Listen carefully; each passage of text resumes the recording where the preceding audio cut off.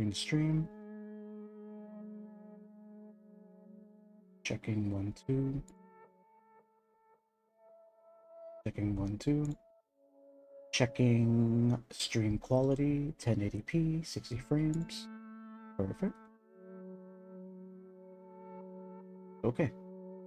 We are 1080p. Mic sounds good. Mic check. Testing 1, 2. Okay. Well, we are live.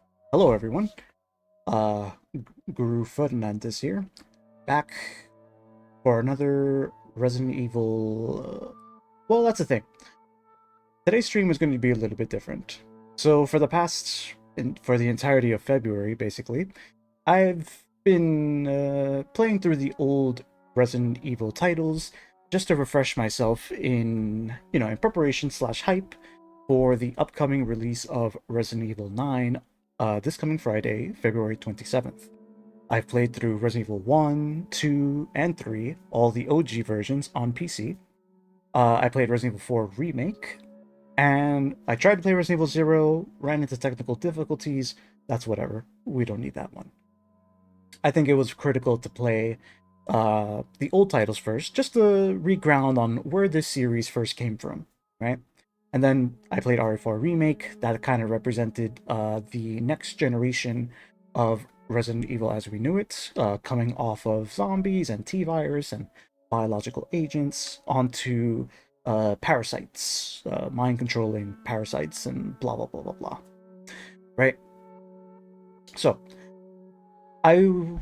when it came to RE7 and RE8, the two most recent numbered titles in the series, I was thinking it would have been nice to do a full playthrough, but I figured I don't have enough time between now and this Friday to get 2 playthroughs in.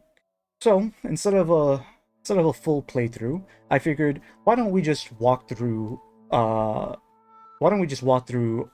and RE8 just a little bit, just as a commentary, just to look at how what were the directors thinking when they made this, what we were coming off of, and how were they trying to advance the series forward. From my perspective, I'm going to be giving my own commentary as an old, you can say an RE Resident Evil old head. Old head as in I've been around since the beginning. I've played, the originals are obviously like, I look at the originals with the utmost nostalgia, which, obviously does blanket my judgment when I start judging some of the later titles. So, to me, Resident Evil 1 through 3, the GOAT, the greatest, in terms of lore and stuff like that. When we talk about the next era, which would be Resident Evil 4 to Resident Evil 6, I don't think anyone can deny that Resident Evil 4 is a fantastic game all on its own. It could literally just be its own. It could have its. You could strip the Resident Evil title away from it, and as far as games go, fantastic game. We all know how revolutionary it was, despite the fact that there was plenty of people who at the time were, and I was there. I grew up during the 2005, 2009, 2012, 13, that era where Resident Evil 4, 5, and 6 came out. And I was there for, I was a dweeb. I was a dweeb on the forums, and I would see all the arguments. Oh, Resident Evil, this isn't Resident Evil. They've changed too much. We don't even recognize what the series is. Yeah, so that all started with the big shift that they made in Resident Evil 4. Then Resident Evil 5 came, and same arguments, even more so because it was so action-packed and it was co-op.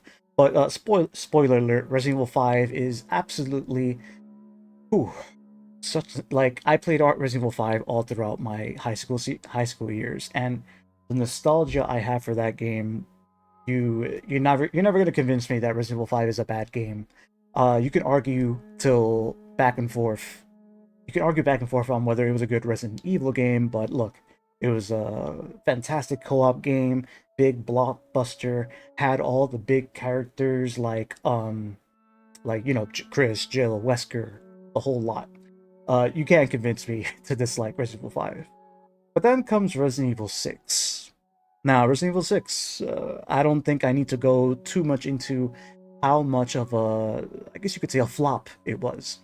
That's when the peak, you could say that was like the peak, like Resident Evil doesn't know what the hell they're doing. It doesn't know what it's doing anymore, basically. Granted, big blockbuster, I'm sure it sold pretty well, but I think as far as the fan base could definitely say that no one was fucking with it, basically.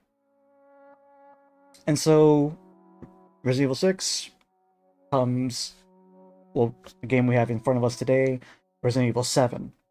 Now, if I remember correctly, this game came out like in 2017 or something. I'll look. You know what? Why am I guessing? I can literally just look it up for you guys. Let's see.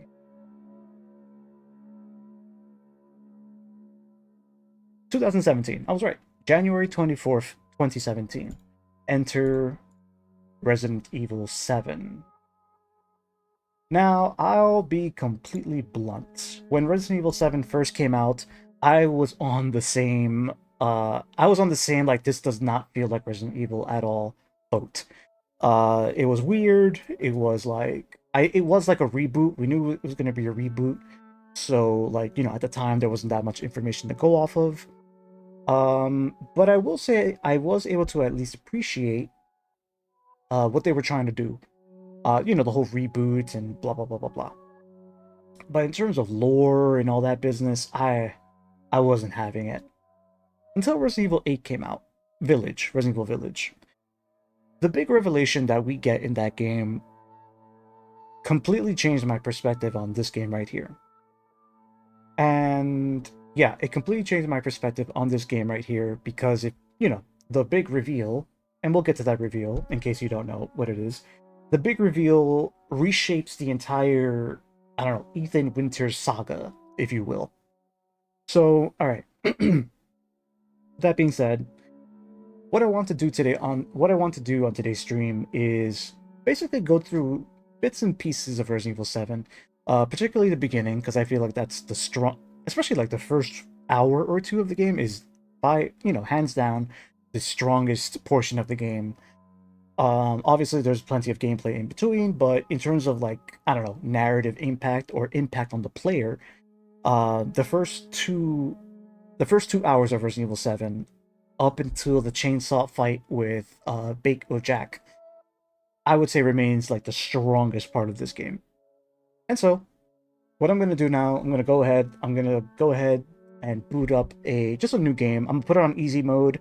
I'm not trying to prove anything. This isn't like a playthrough. This is kind of just a walk through Resident Evil 7, just to point out some commentary, and just to go from there.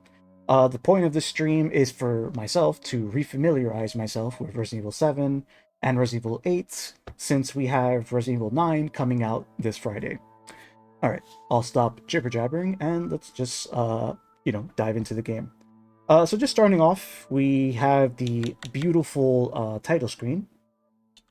Now, the title screen, as you can hear, it's playing the this game's save room theme. So there we go. That's already, bona fide Resident Evil motif. Of course, every main series title has to have its own save room theme, and I think this one, with its Louisiana focus, is pretty darn good. All right, I'll stop jib-jabbering and let's just watch the intro. Let's go ahead and just watch the intro together. Now, I will say, I do have some save files here.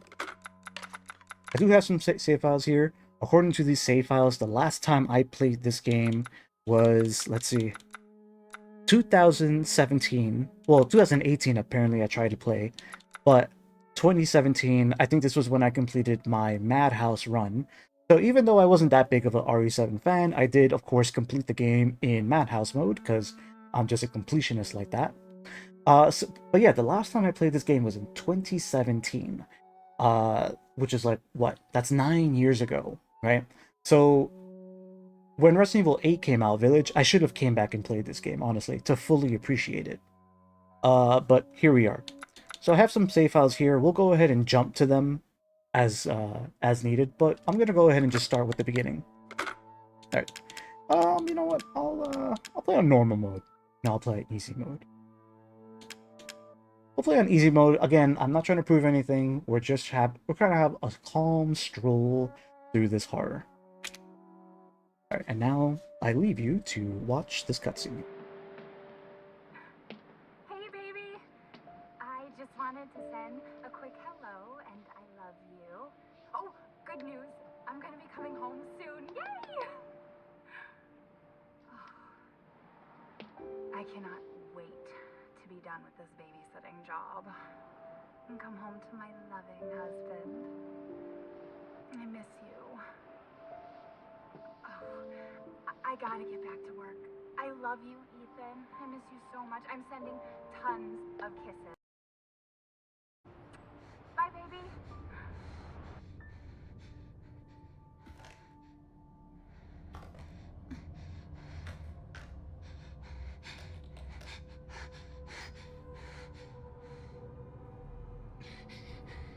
Ethan. You were right. I did lie to you. I shouldn't have. All I can say is that if you get this, stay away. Am I the only one noticing that's out of sync?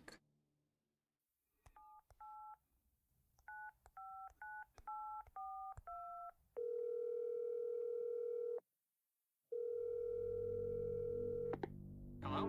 Hey, it's Ethan. Oh, hey. You alright? You just disappeared the other night. Yeah, no, I'm good. I'm good. It's Mia. She's not dead, she's alive. She's back. They found her? How? What happened? I don't know. Look, I don't know how, but she's back. She's back somehow. And maybe it's a prank, but she wants me to come and get her. Where is she? Dulvey, Louisiana. Dude, it's been 3 years. I know, but what if it is her? I have to find out what happened.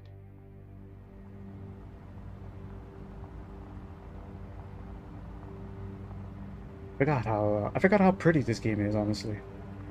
Very pretty.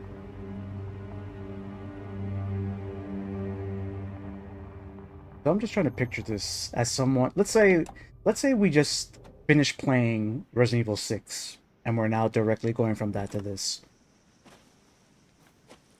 I can just I'm trying to think of it from that perspective. This is the place. So we have Resident Evil 7 here. Obviously the biggest change right up front is the first-person perspective.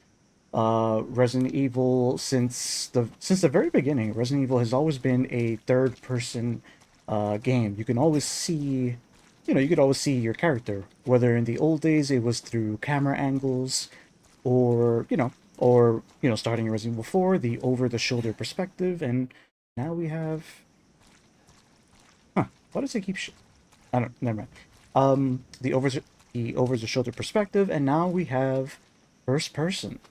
Now I'm not gonna lie. The fact that I was never ever a first-person, first-person perspective camera enjoyer or FPS enjoyer at all. I know we've had Call of Duty at the time, Halo, and all that, but no. In terms of shooters, Gears of War was my bread and butter. But, now that after letting it cook for a certain amount of time, I could definitely see the benefit of first person now. You literally can see all the grittiness as I'm trying to take in the environment right now. It makes it a lot more. I guess it does make it a lot more intimate. Since you can't see your character, it's just you and the environment.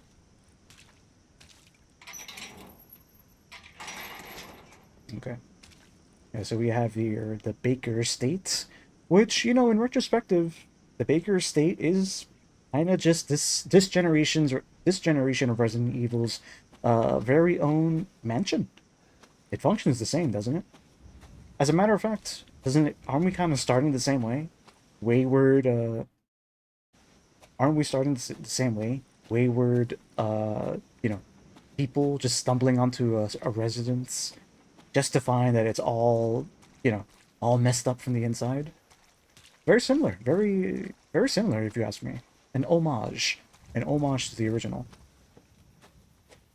Alright, so we're just, you know, they did a good job, and they did a very good job of just, you know, giving you that swampy Louisiana feeling.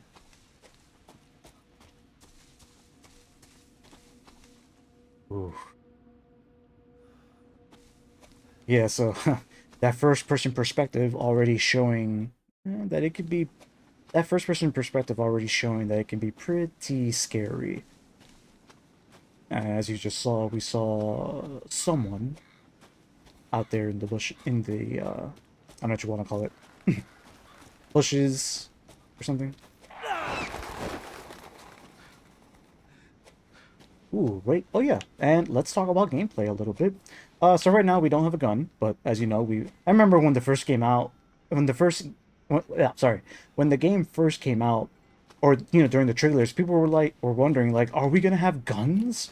Are we just gonna be, are we just gonna be running around the whole time? I'm just like, come on, guys. It's still a Resident Evil game. Of course we're gonna have guns. But what I found very curious is this little feature here, the blocking feature. Comes in insanely useful in both this game and Resident Evil 8, as we'll find out as we move along.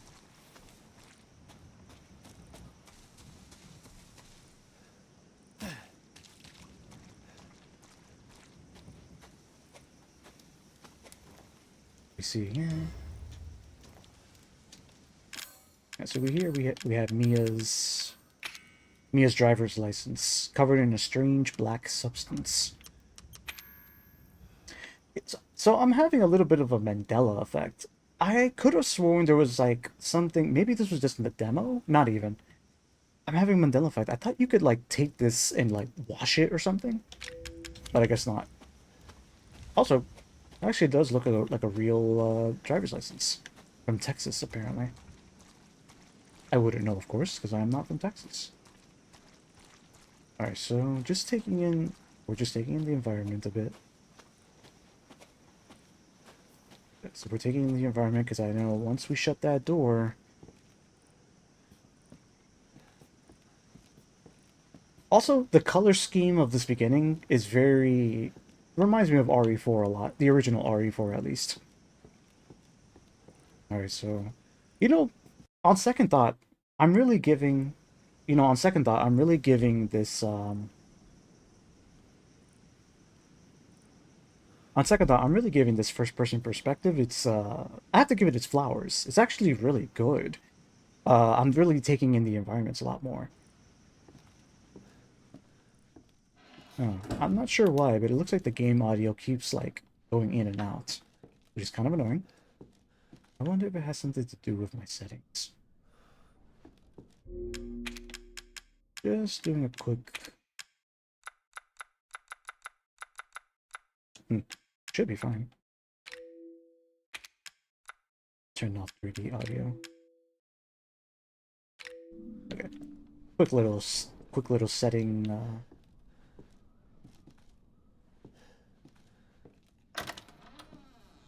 So, as we enter the guest house, oof. Damn, I forgot. They really made this game pretty. I forgot that they did a ray tracing update. They did a ray tracing update for this game, Resident Evil 2 remake and Resident Evil 3 remake. But damn, it looks pretty. Look at all the shadows. Look at all the, you know, you can see all the gritty, nasty details.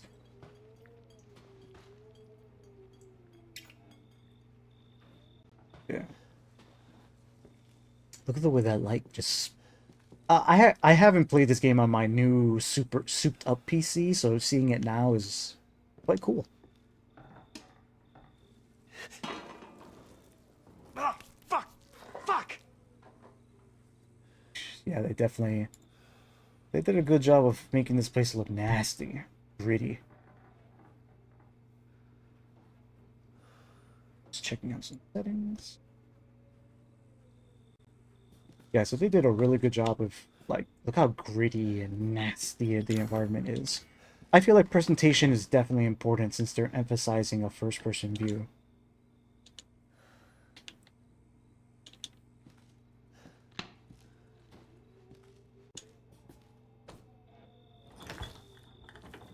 Ugh.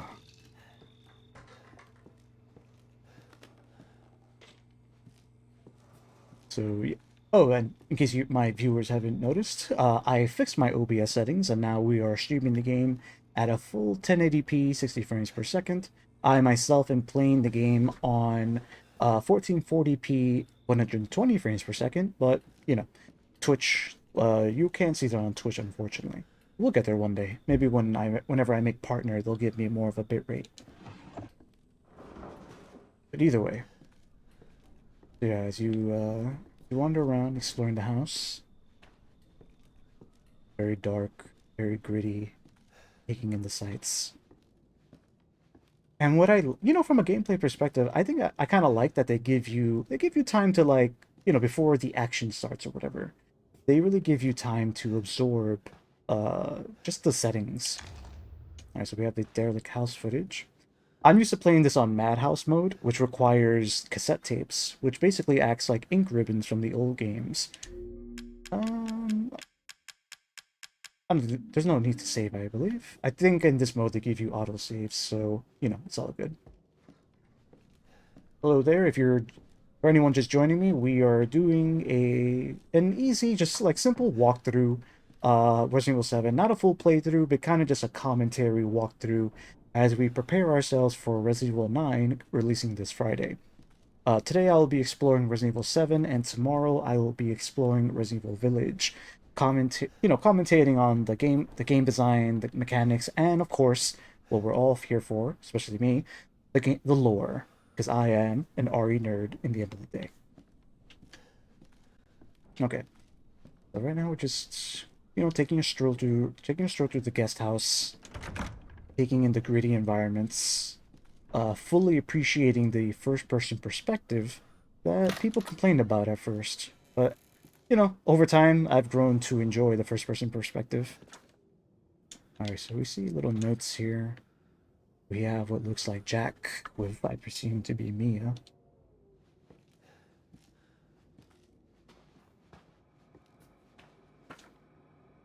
We have, I assume that's Mia's cell. So we could go and put this derelict videotape in, and because for first-time players, you need to do this little footage thing to find out where to go next. But thankfully, on repeat playthroughs, you don't have to. You just have to point out the little. You'll see. But I will say, I liked this the cassette tape thing. Like, I think it was something cool from the demos that they kept it in the game, because it's very old school horror. So that's something I'll go ahead and definitely appreciate. Alright. Looks like the owners. Yep, so we have the Baker family. Which, the Baker family, in hindsight, they end up being, as we all know, the tragic villains. Which is something very... I would say that was... Up until this point in the series, I don't think we've had a tragic villain like this. They've all just been megalomaniacal people. So having the Bakers as a sympathetic villain was definitely a good shift in my opinion. Alright, so like I said, since we know that little thing is there, we don't have to watch the footage. Alright, so what is this? We're about 24 minutes into the game. 20 minutes into the game or whatever. And yeah, not a single piece of action, just silence and exploration.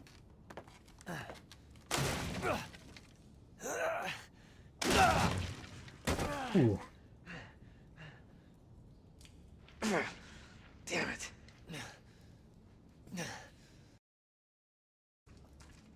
Yeah, so you're kind of given I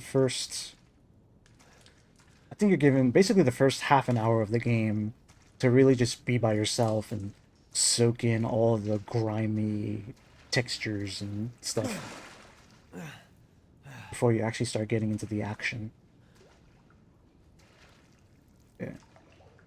Yeah, this game, again, this is the first time I'm playing Resident Evil 7 on my new souped up PC, and my god is it gorgeous, especially with the ray tracing.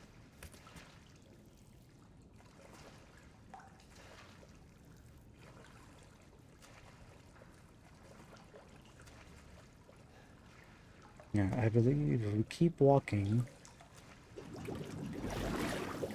Shit.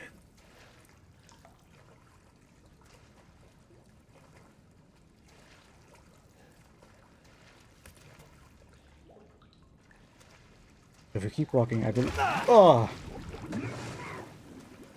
Oh. That's the guy from the cassette tape. One of the many victims of Jack Baker. Oh, you know, I never took the time to really pay attention to all the missing person reports. Really paints the picture. Dude, I think I'm retroactively being forced to respect RE7. Not forced, but took a while for me to like truly appreciate it, but here we are.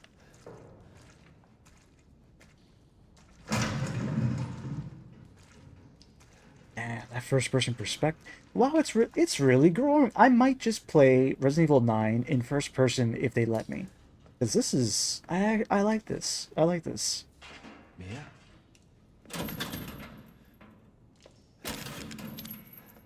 So there we have Mia, you know, good old Mia. Ben, dead. Harold, turned. Arthur, turned. Tamara, turned. Craig, dead. Jesus Christ. So if I remember correctly, there's a file that says at least 20 people have gone missing in the last 2 years. I'm assuming this is a list of names of them. And, and we've come across the bolt cutters, which ends up being used in this game, Remake 2, Remake 3. I'm pretty sure are they featured in Remake 4? I don't remember. I just played it too.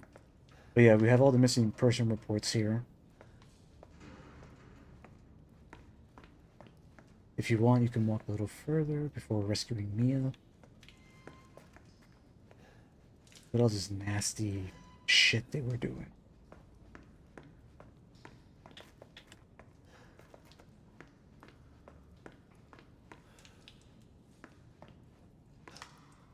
Yeah, so I'm taking in the settings. This is peak grimy, like whoever said this wasn't like Resident Evil. I did at one point. But look at me. I've turned into an RE7 appreciator. I'm telling you, it was all Resident Evil 8 that really circled it back for me.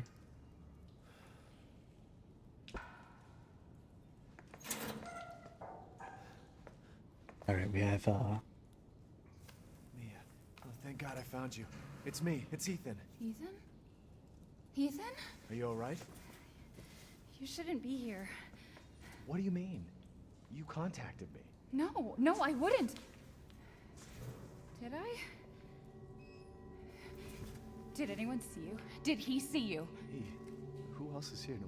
What the hell's going on? Daddy's coming. We need to go. Excuse me? We need to go now! If we're Ethan right now, we're like, did she just call someone else daddy? No, I'll keep my husband jokes to myself, I guess. Someplace safe. Are you gonna tell me what's going on? Baby, you've been gone 3 years. 3 years? Has it really been 3 years?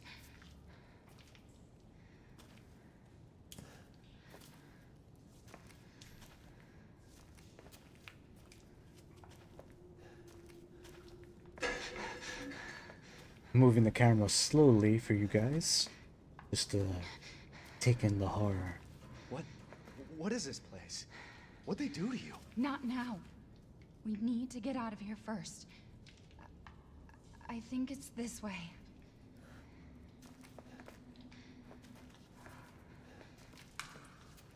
Shit.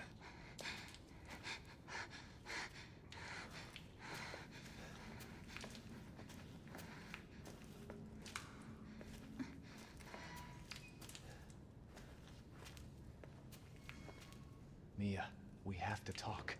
That message you sent me. Not me. That wasn't me. But you did. I didn't. Okay, fine. Just tell me what's going on. I'm telling you everything that I know. We have to go this way.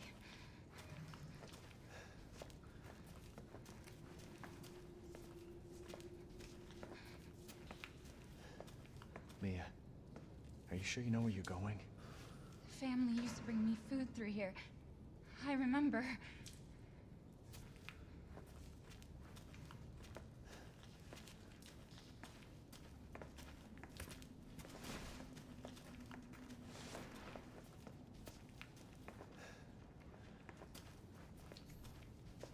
Yeah, as There. It's there. This is it.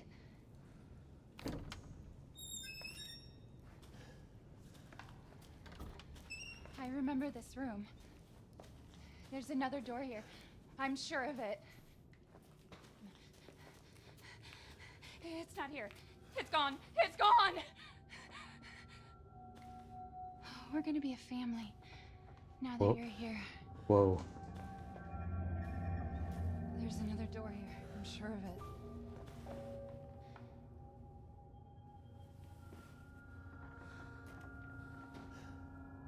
Shit.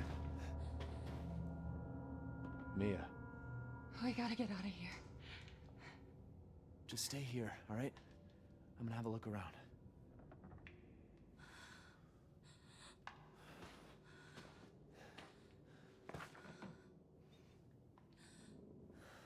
E001. Classic Resident Evil bioweapon, you know, hose or whatever. And it's pretty on the nose too. Especially, you know, in hindsight. We know who that is.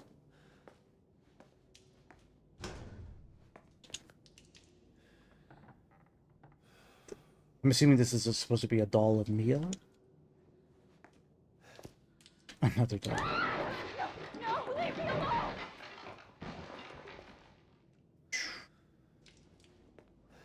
Alright, well, since Mia's gone now, you know, so the mystery is beginning, of course. As I mentioned, this is the Ethan Winters saga, so in analyzing Resident Evil 7 and Resident Evil 8, my main focus is going to be, well, the man of the hour, Ethan, our new protagonist. After, you know, the craziness of Resident Evil 6, we have ourselves a new avatar-like protagonist, Ethan Winters. And, you know, as we learn way, way later, and this would made me really, the reveal in Resident Evil 8, it's what really made me like, it solidified the character for me. I mean, he's everything I liked. He's a father, determined to save his family, and then, like, the tragedy that surrounds him is what makes him very, very different from the characters that we're used to. You know, he's not a boulder puncher like Chris. He's not a, you know, stylish kicker like Leon. He's just a dude that gets caught up in like the craziest shit that you can imagine. And yeah, no, I'm an Ethan Winters stan for sure. All right, so let's stop blazing Ethan for a sec and progress through this excellent. Again, this opener.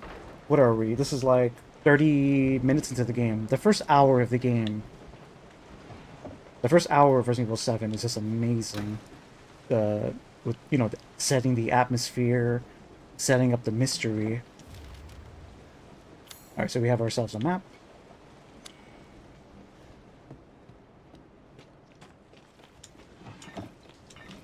Keep in mind, we are playing easy mode, so I'm probably going to get flooded with health items.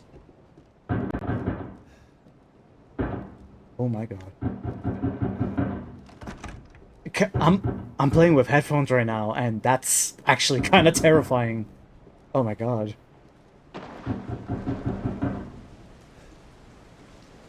You know what? Maybe that's what I did wrong the first time. I never played this game with headphones on. Yeah.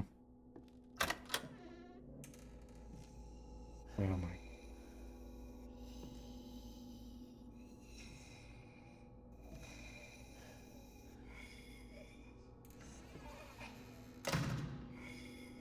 How far do I have to go? Ugh.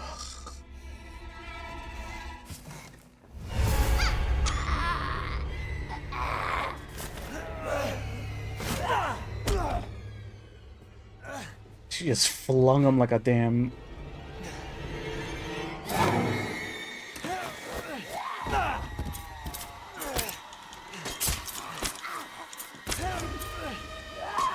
Ah! Could you imagine being Ethan right now? Mia, wait! Wait! Okay, okay.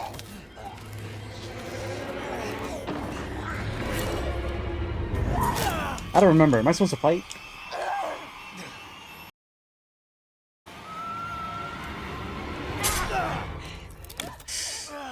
Oh. I can hear her. I can feel her clawing her way back inside of me. Get out! Leave me alone! I've been bad. I deserve this. What the fuck are you, Mia? Jesus Christ. On I haven't played this game in years, and I forgot how, whew, that was intense. Oh.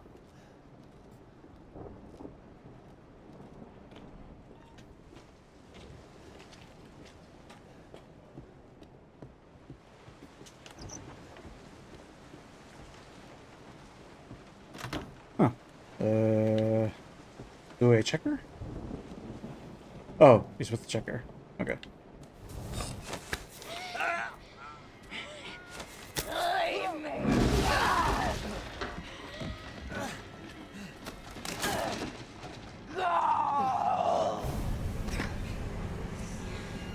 Yeah, so at first this definitely gives Exorcist vibes.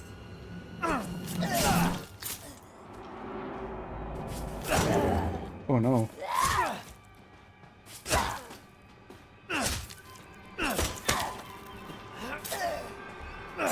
Oh.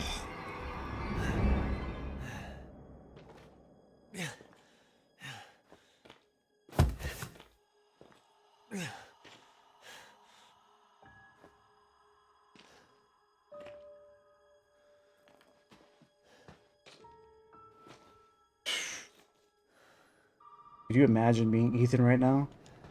You went through all this way to find your wife, and she tries to kill you, and so you kill her? Seemingly? Oh, man.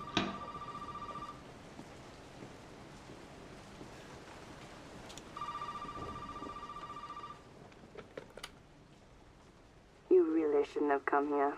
Who's this? What the fuck is going on? My name's Zoe. There should be a way out through the attic. Attic. Go there. Now.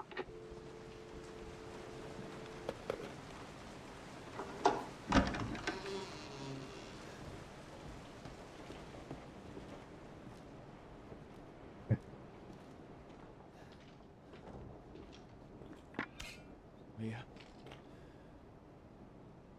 In true Resident Evil fashion, a dead body just up and gone.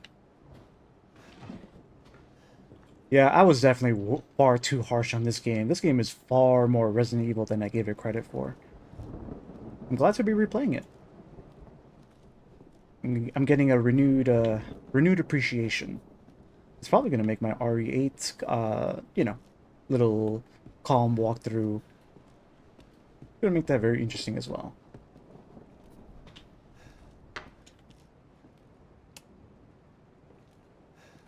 I think I need to get a fuse or something.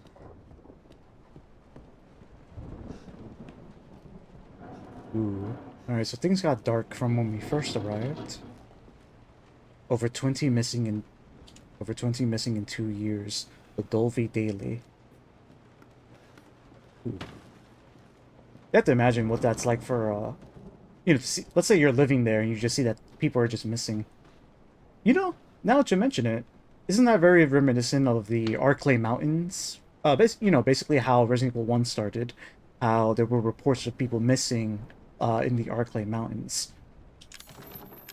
You're gonna be hearing a bunch of callbacks because I'm I'm actually starting to notice a lot of tie-ins between the old games. Not blatant tie-ins, but, you know, homages and stuff like that. So we have the fuse.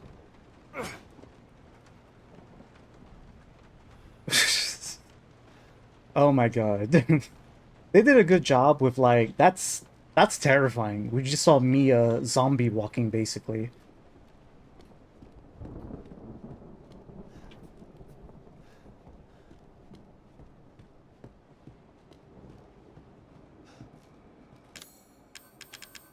Oh no. What am I? The fuse box.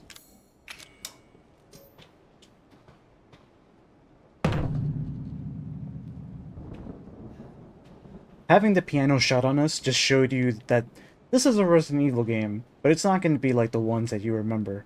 Why? No piano for you. No Moonlight Sonata for you.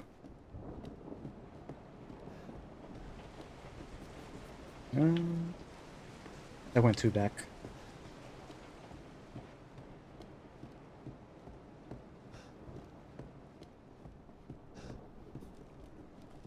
Ethan, it's okay.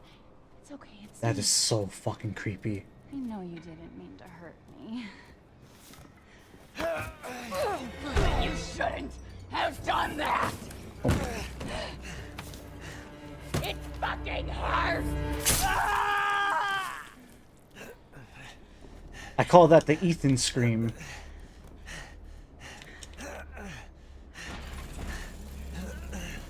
This series really loved its chainsaws. Oh my god. Now, let's see what you feel.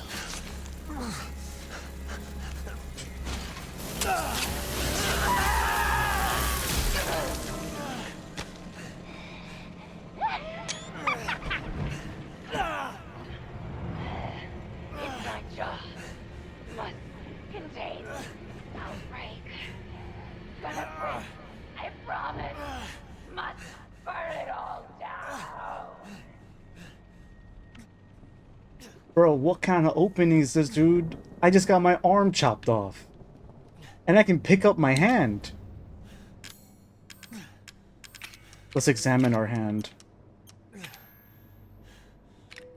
Your left hand cut off by Mia. It's still warm.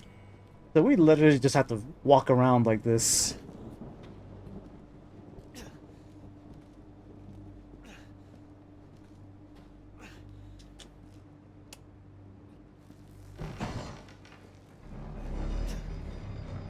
Ladies and gentlemen, can I just say this opening segment is really it's really something. Really something.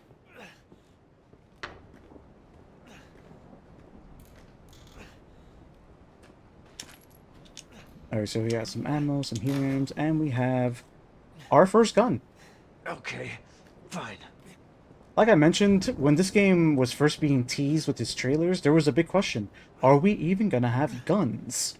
And the answer, of course, is of course.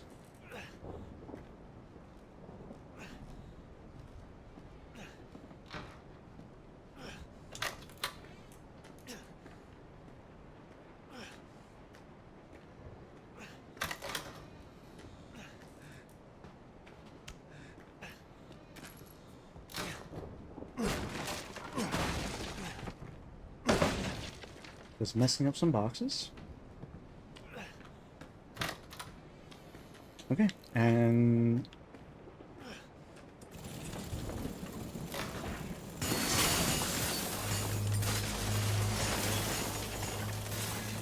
with that, we have our first encounter. Mia with a chainsaw. Leave me to die.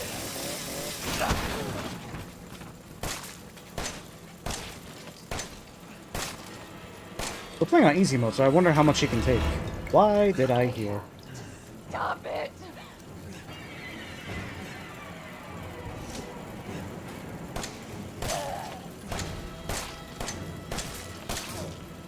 Okay, she doesn't take much in this mode.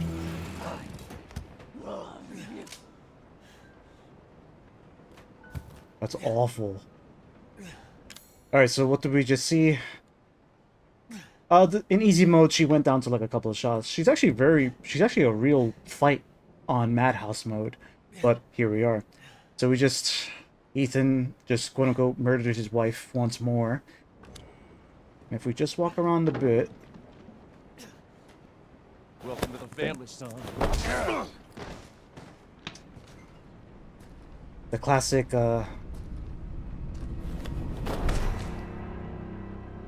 welcome to the family, son. That became a meme, by the way. Alright, so we have what looks like Jack just, kidnapped us.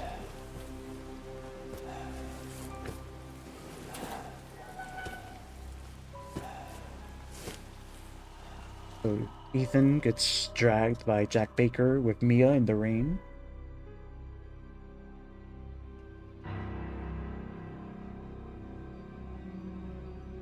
You can hear the tragic music. Come on. Don't you die on us now. You have work to do.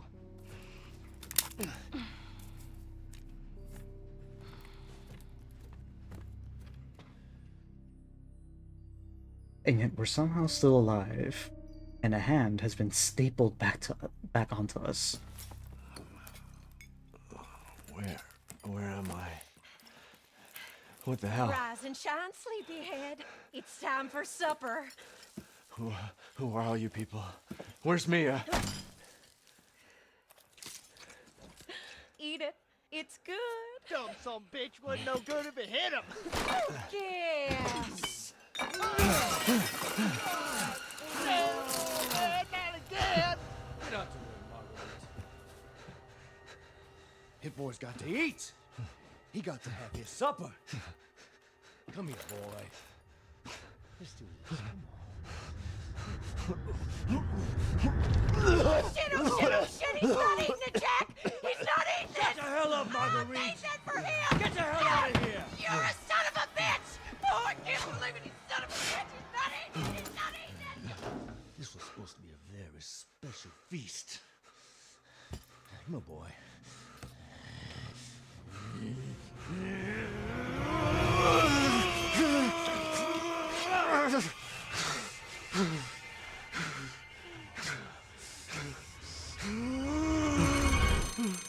God damn it. I bet it's that cop again. Goddamn pigs. I'm coming back for you.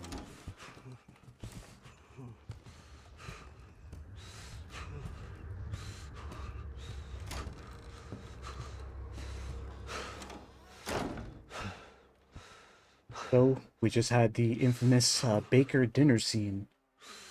Something important to note. This old lady, who I think we all know who that is, just I gotta get out of this. happens to be right next to you. Interesting. And of course, as you saw, your hand has just been stapled back onto your body.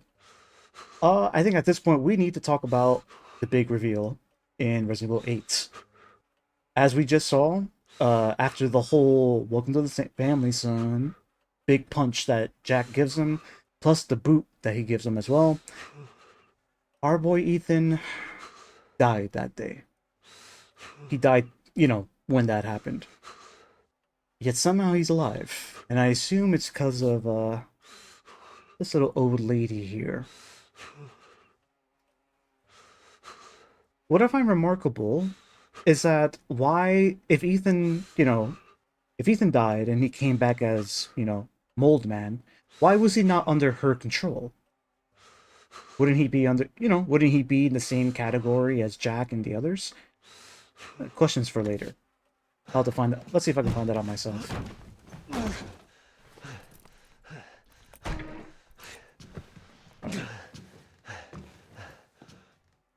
Alright. So as you can see, the hand that got ripped off by a chainsaw was able to just be stapled back onto him. No questions asked. Now at the time that just seemed like video game logic. But no, way later we find out why that's even a thing. Alright, so what is it? We're like 50 hours. We're like 30, 45 minutes into the beginning of the game. Fantastic opener to any Resident Evil title. Very scary, very atmospheric, very setting the tone for what's to come. And now we're alone in the Baker estate, which functions as, this game. This is this game's Resident Evil 1 mansion, basically. It's there's a ton of locks, there's random puzzles, and you gotta find your way through. All while dealing with the contaminated residents. So in a lot of ways, a lot like Resident Evil 1. Okay, and of course, my favorite pastime, reading Resident Evil files. Okay, 3 missing during Urbex's trip. State authorities are asking for help locating 3 men who went missing during their travels to Dulvey Parish from New Orleans on the 9th of this month. The missing men have been identified as Peter Walken, Andre Stickland, and Clancy Javis. The three produced videos for the internet and traveled to Dulvey to shoot footage for their latest production. Their videos consist mostly of the group exploring abandoned buildings and haunted houses. So those were the three fools from the beginning. Alright. Keep in mind, like I said, we are playing easy mode, so no rush. No, not really much of a worry about challenge. Just strolling through the game.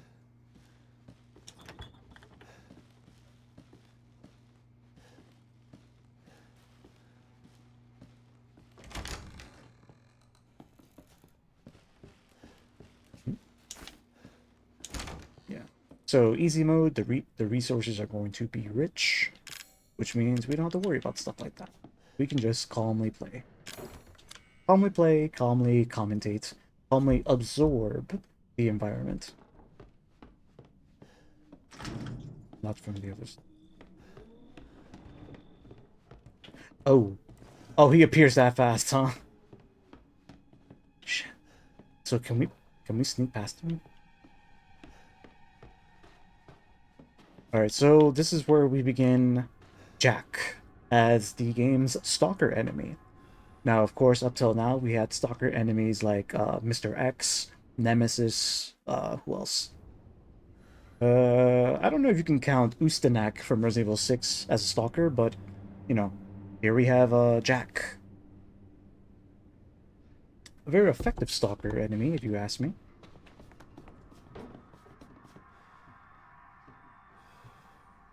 I probably should have been keeping my eye out. Oh, there he is. Alright. Our stalker is walking by. Again, this is just the first hour of the game, by the way. Try to go. Okay, so we successfully snuck past him. I think you gotta get the lockpick here or something. The hatch key. I believe that's Zoe. I don't know him, but you get the feeling that he's an asshole. Oh, how right. It's that crazy husband and wife from before.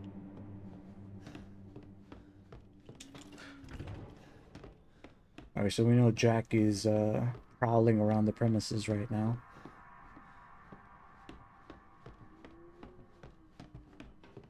How are we supposed to sneak past? Thought you'd just slip out before dinner was done?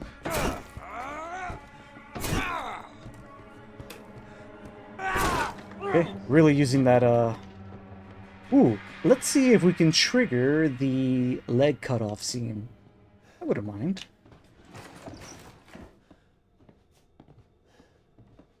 Yo, he is dirt. I'm an old man, son. You can't take on an old man? He's dirt slow in this mode. You came to the wrong house, boy. Oh, yeah, there we go. Alright, for your viewing pleasure.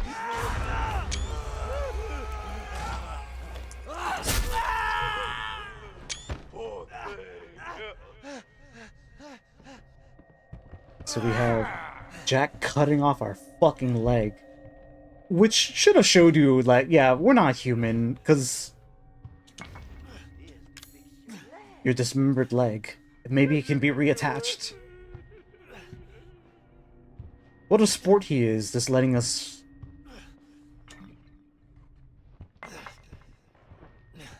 Hey, at least Jack is a good sport. Cutting off your leg and then letting you reattach it.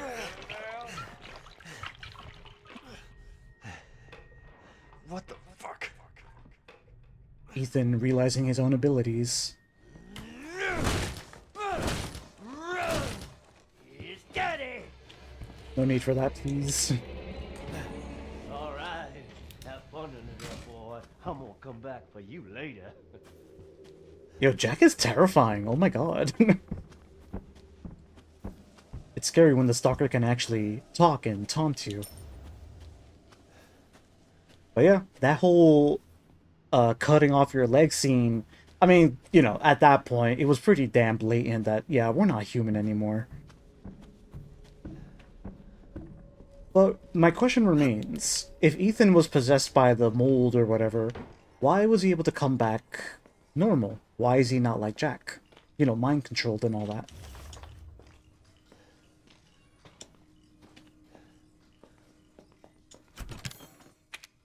Okay. So we, you know, since I completed Madhouse, I do have infinite ammo, the Albert R, and Secrets of Defense. I don't believe I need any of that, honestly. I'll just carry Secrets of Defense. Once again, this is just a fun little playthrough, so... we're gonna have all the ammo and resources that we need, just to have a fun, a little waltz through the game.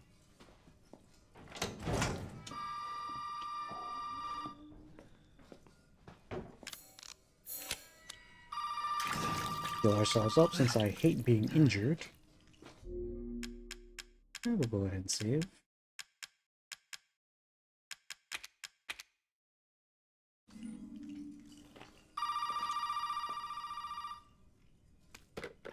One unfortunate thing about Resident Evil 7, Good, Ethan. no cutscene skipping.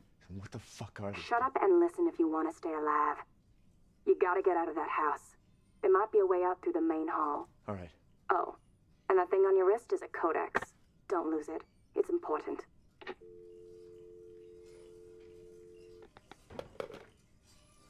Okay. Hell of a girl. So, like I said, bad thing about Resident Evil 7, you can't skip cutscenes. What is this?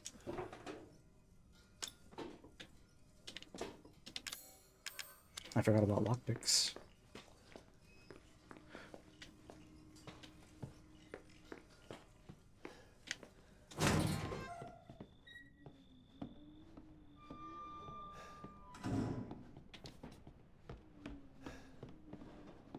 Huh. When does the cop...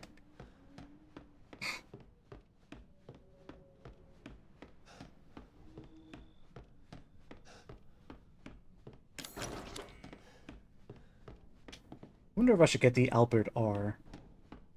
Like I said, this is just, we're just having fun in this playthrough, so there's no shame in using enhanced weapons. There we go. Open up. So this guy, as is tradition in, Over here. as is tradition in Resident Evil, cops are... if you see a cop in Resident Evil, don't expect too much from them. Hey, you. Hey, you gotta help me. Hold on, back up. Now, sir, do you live here? I mean, is this your property? What? Me? No. No. All right. Now, we got several calls about some missing persons lately. You don't understand. I gotta get out of here. Calm down. You're not listening to me. There are crazy people in this house trying to fucking kill me. Well, all right. Let me tell you this. You don't exactly seem like you playing with a full deck yourself, all right? Are you kidding me? Look, like I said, we've had several missing persons calls. And I can't rule out that an outsider like yourself may not be involved. All right. I'll tell you whatever you want. All right. Now, that's more like it. Now, meet me in the garage. We'll talk there. Hey, wait. You gotta give me your gun. You must have lost your mind. Look, officer.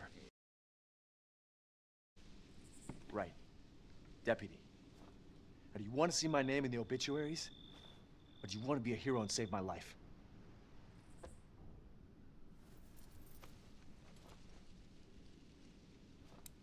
A fucking pocket knife? Here. Take it. That's all you're gonna get. Now go. Garage. Now. What am I gonna do with a knife? So we have our first weapon in the game. Well, we had the hatchet and all that. Our first true weapon in the game that we can actually use in our playthrough, the knife. Now don't get it twisted. This is not Code Veronica. This is not Resident Evil 4 remake. The knife in this game is ass. As it should be. It shouldn't be this, like, you know, super useful weapon. It's supposed to be a weapon of last resort, of course. But I mean, I know Resident Evil 4 remake didn't come out when this game came out, but, you know, with hindsight, it was so great having, like, a super knife in that game. Alright, I'm coming back here, because I'm pretty sure... Where is it?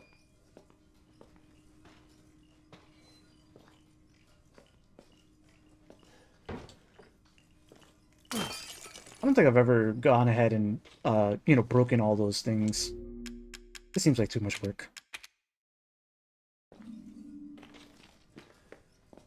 Alright, we're about an hour in. We're still enjoying basically the opening hours of Resident Evil 7, which I thoroughly believe to be the strongest portion of the game. If you are just joining me, thank you for joining. We are walking through Resident Evil 7 and Resident Evil 8 as we gain an appreciation of them before we engage with Resident Evil 9 coming out this Friday, which I will be streaming. If you want to see that, drop that follow and join me for the RE fun. Alright, anyways, getting back to it. We have our first encounter... Well, I'll just let it play out.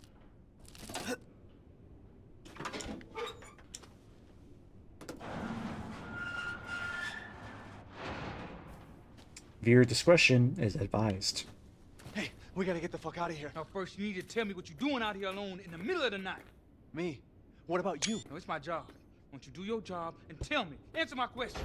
You're not gonna believe me if I told you. Try me. Hey, put that door back! Put that door back up! Wait!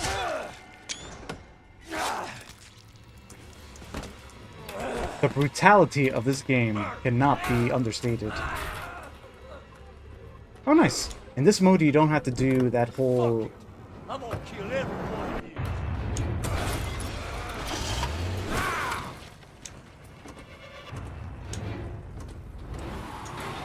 I'm gonna hit him.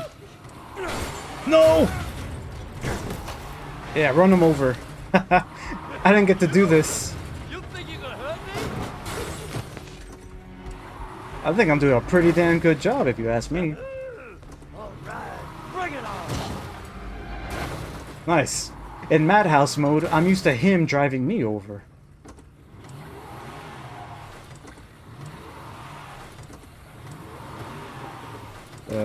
Where'd he go? Oh, I think I remember. Oh, shit! Sorry,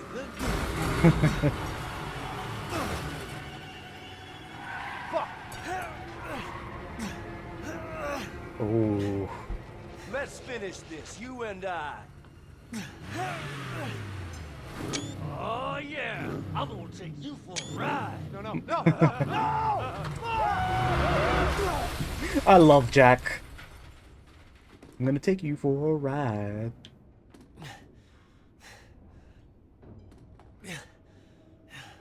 Oof. So as we see, Jack gets thoroughly messed up in this little encounter. Wait a minute, I never picked up the gun. Wait, no! I never picked up the... Okay, I got it. Oh, boy. Now look what you've done, Motherfucker.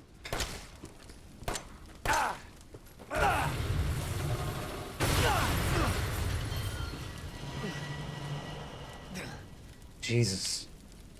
Yo, this game is pretty, god damn. I just noticed how accurate the fire effects were.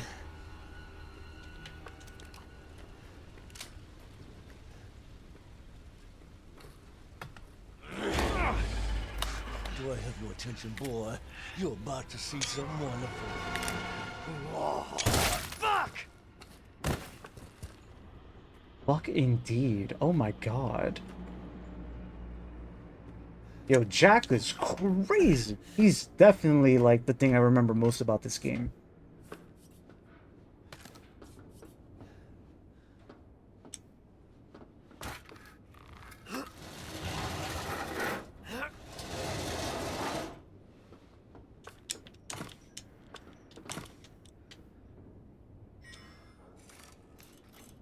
Classic, examine the key item to reveal another key item. The ox statue. Alright, so that's the first encounter with Jack. After playing Madhouse, it was nice to just be able to run him over for a change.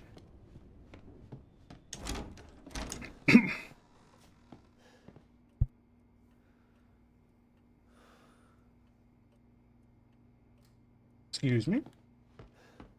Alright. Alright, so with Jack dealt with, we can proceed into the main portion of what I consider the mansion 2 point? No. 3 point? No. Let's just say the mansion has been recreated several times throughout this series, but I would say this is RE7's own personal mansion.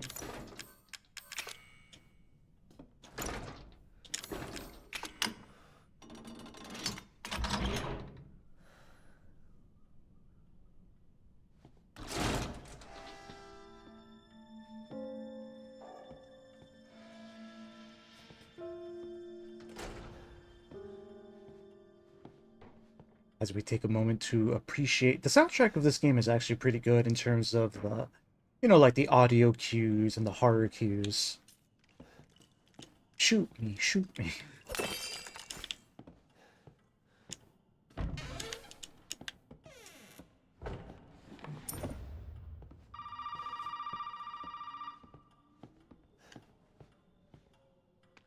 These mandatory phone Did my calls. daddy give you a hard time?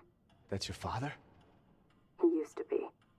I'm sorry, but he's dead now. You just might be able to pull this off. What? Pull what off? There's something I need you to do, but I can't explain it right now. You may need some sort of keys to do it, but find a way out of the house. Okay. I'll be in touch.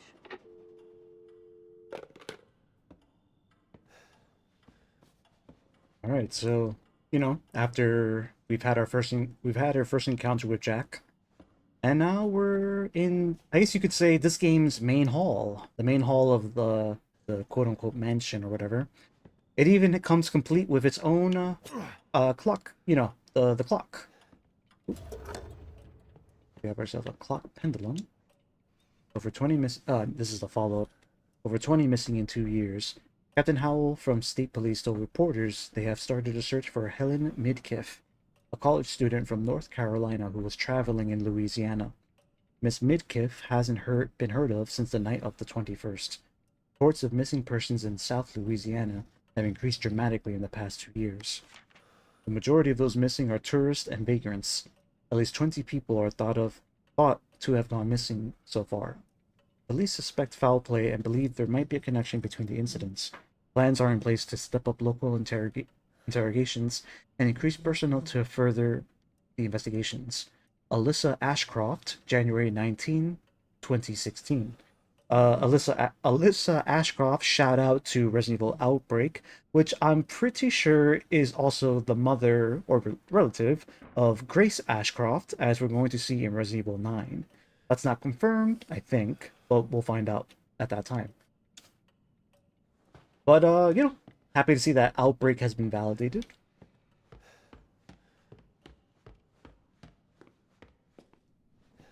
Just like in the first game, you can get the shotgun here, but you need something to replace it with. You know, damn. As I replay this, I'm like, damn, there's so much RE1, like, homages in this game. And I don't think I'm stretching about it either. It seems pretty, you know. Alright, we're gonna go back. I believe there's a key item back here involving the clock.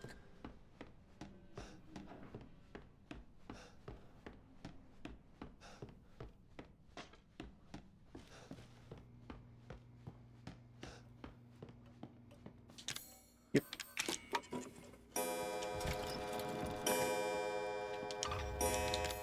The power of hindsight.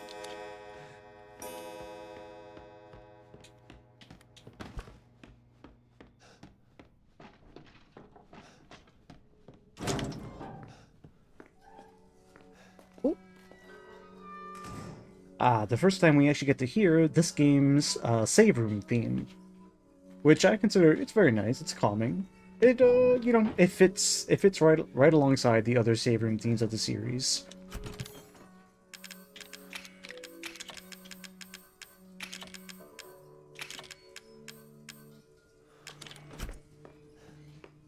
Just like, let's see, we have 8 slots. Alright, 8 slots, so similar to Jill from RE1, basically. I don't remember if there's a way to expand the amount of slots you have.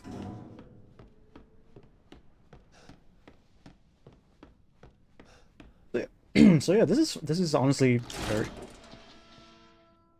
very fun so far. I'm just noticing bits and bits of like RE1 memorabilia as we walk through. Can I go here? Okay. Oh.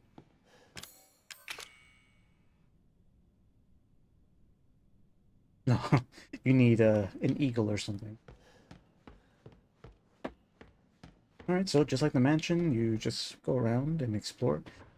You know, this is actually far more personal than the mansion, because this is actually, or at least seems a lot more like, an actual place where someone lives. You know, you have second floor, you actually have bedrooms. Eveline, May 2nd, 2014.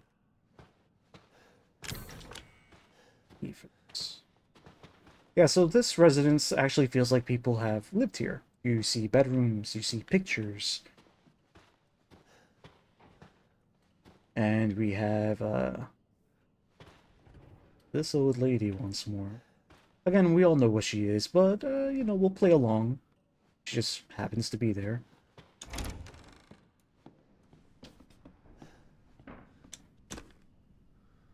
Maybe it's Daddy's hobby. So Jack was a football guy.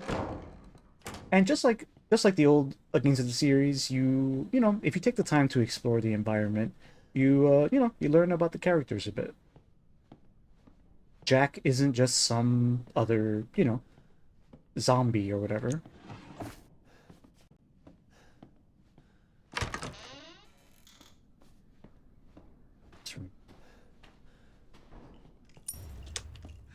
Oh, nice. Marguerite, move that piece of shit hippie we caught from the hall to the processing area. So right there it tells you they had a whole operation going on when it comes to kidnapping people. I think there's a Mia tape right here, but we're not gonna view it. For what? I think it's just for a little context, but we don't really need it. Nice. Found 2 dog heads. Just like a same problem as other games in the series. The key items are taking up slots, so I'm gonna have to find my item box. Again, another RE1 callback. October 2nd. Reports say a storm is coming. I had a lot of trouble cleaning up after the last one a few years back. I guess it's time to reinforce the windows and shore up the roof. Maybe I'll get Lucas to help. October 9th. The water has finally receded. The house is alright, but the old house was badly damaged. Lucas is making a fuss about a huge ship that washed up in the bayou. If that's true, I better report it to the parish. I'll go check it out tomorrow. Perhaps this is when he was actually singing?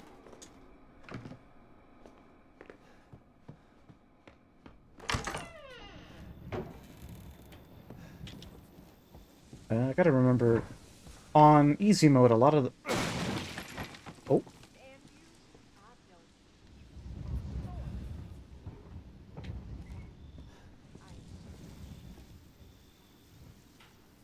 I think you can hear someone in the distance.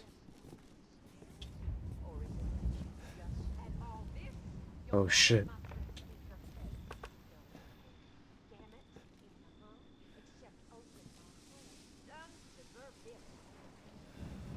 That's Marguerite just talking all that good shit over there.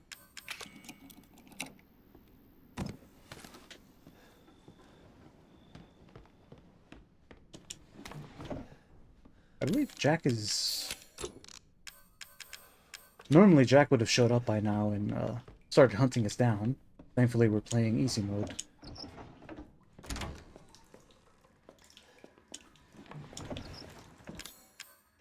And we are full. I'm gonna go back to the main hall just so I can drop off some key items.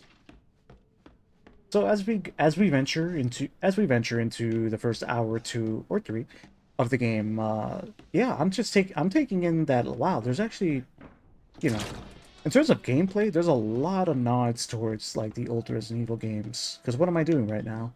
I'm running around. I'm semi resource managing. Not only am I resource managing, I'm I'm item slot managing.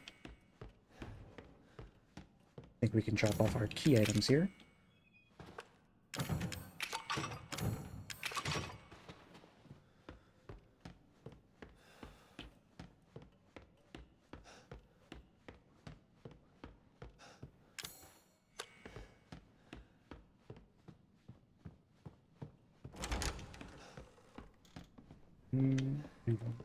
Trying to find the bathroom.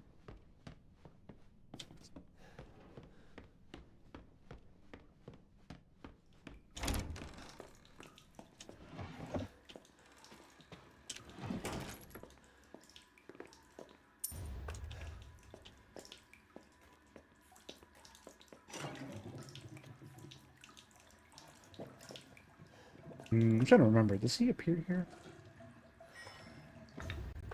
Alright, we have our wooden statue. A disgusting mess of God knows what. Holy shit. Heck of a thing, ain't it? Sure shit beats the hell out of dying. My little girl has given us a gift. My little girl. Gift is with me always. Yeah, clearly. As you can see, the family is only part of her gift. Oh, he just hopped. Okay, he just hopped hopped right after me. Quick note. Yeah, he's in this mode, he's so slow. Look at that. Don't Look be scared. In Madhouse difficulty, this guy's basically sprinting at you, Nemesis style.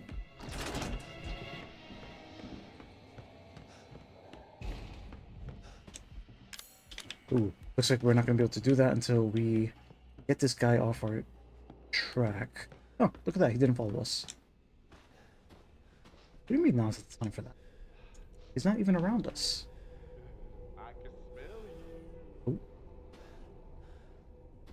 I can smell you. See, come on, guys. I think Jack wins the best stalker of the series award because he actually taunts you. Some scary shit. Oh, what is this? Alright, I think this time.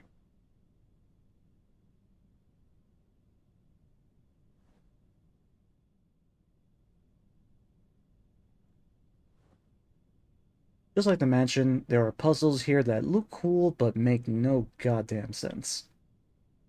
Like, who installs this? Put it.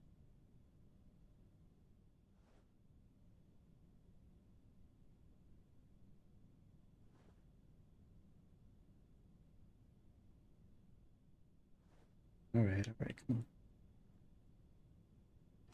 on. Okay, you actually have to click the button. Ah, I forgot to drop a little prompt for you guys. I should have done this in the beginning, but whatever, better late than never. Resident Evil 7. Love it or hate it.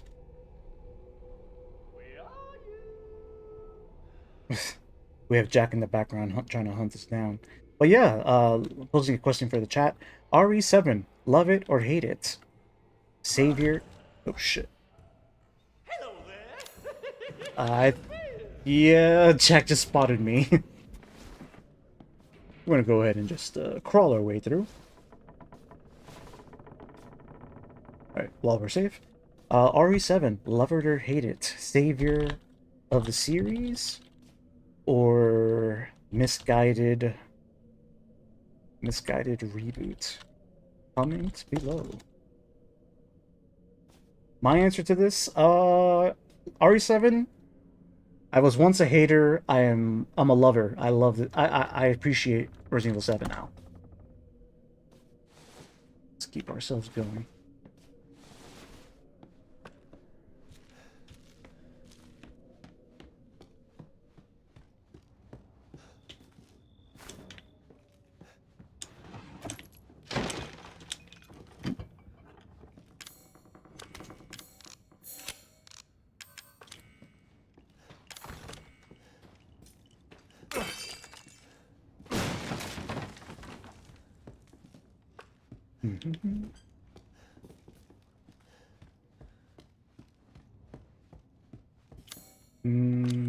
Nothing? Oh, nice. I forgot how good the map actually is.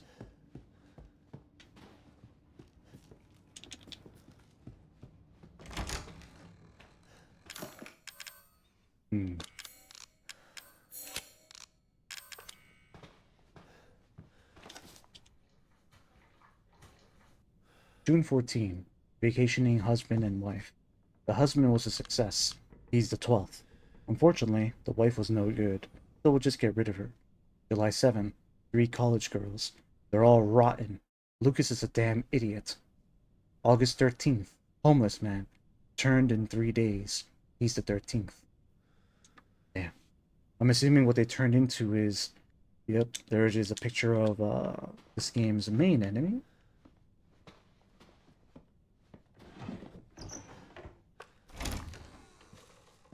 So as you can see, we've entered our first mold room. What the? And there it is. The main enemy of the game, the molded.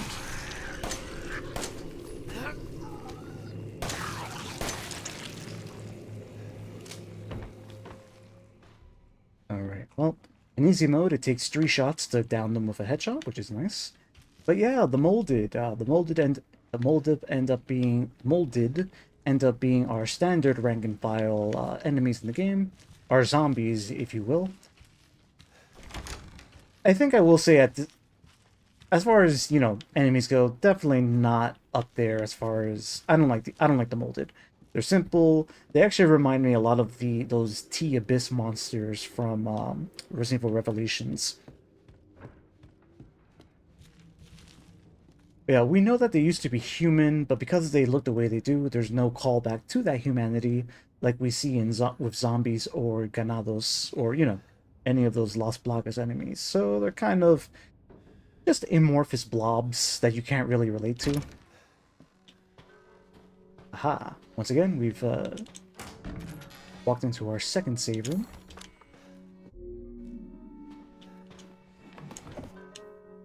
Dear Courtney, those bastards are looking for me, but maybe this gives you a chance to escape. To escape, you have to find a relief shaped like dog heads. I found one of the heads in the dissection room underground. Get it. It's the key out of here. So, as, you know, one of the reasons I love reading these files is because you get to read other people's experiences. This note here clearly was from one of the people that they kidnapped, and I assume they didn't end up escaping. But they tried. They tried. Really tells a story.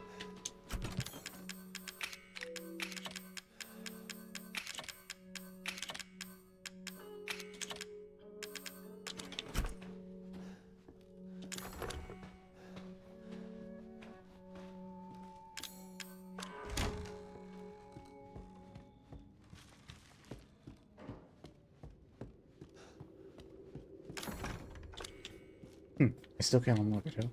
I think you need, like, a scorpion key or something. Alright, so... come across the basement section, where once again you can really, that first-person perspective is really sinking in the environment. Dark, fleshy, nasty.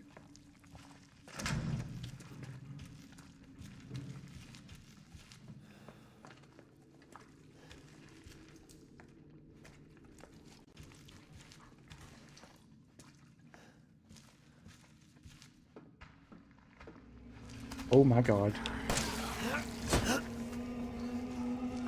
Alright, so we have the molded once more. Now, on Madhouse difficulty, these things they're a threat. They really are. I think it's good that we're...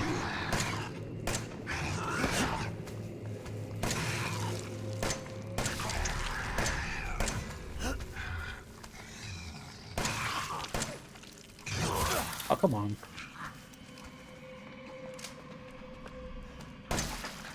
Nice. Alright, so even on easy mode, they take some shots to take down. You know me. I don't like being injured.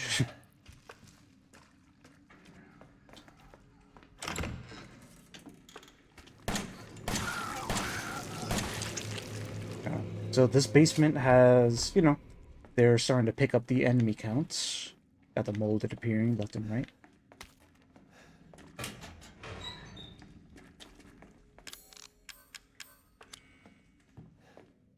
Travis.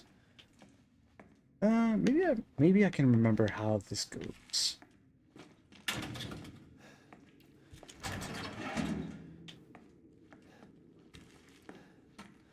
I remember this being a puzzle of some sort.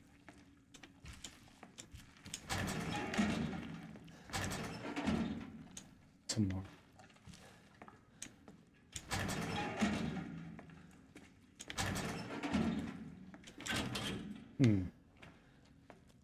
Yeah, I remember that being a puzzle of some sort.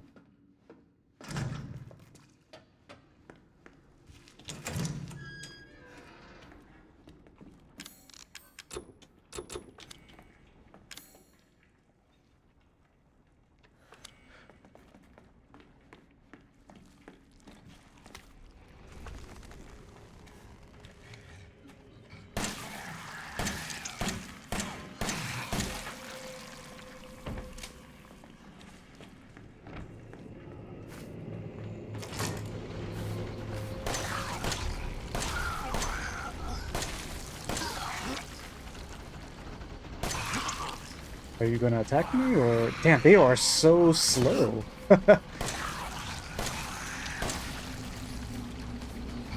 Oh, shit! Oh. Maybe... I got a little too confident here, guys. Our first comment, once again, is just spam. Guys, I think I may have messed up.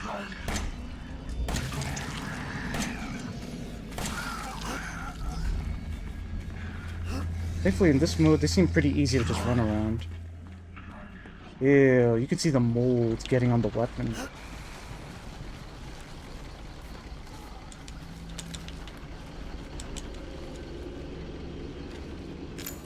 Shit.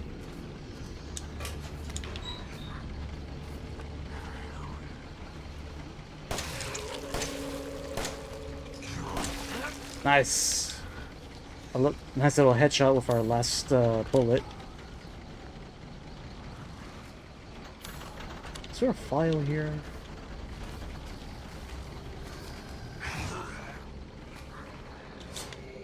On easy mode, these things are pretty passive, thankfully.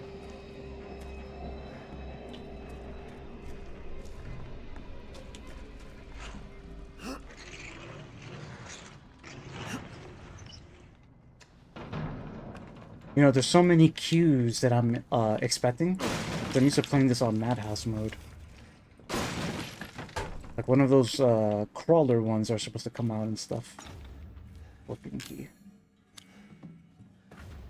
Treasure foot.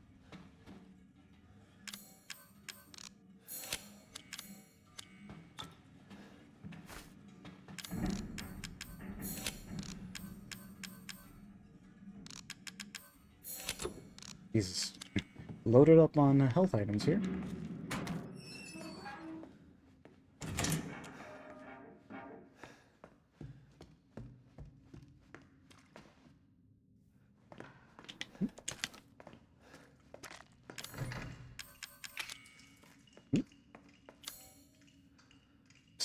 It's sneak key. I believe that's later in the game.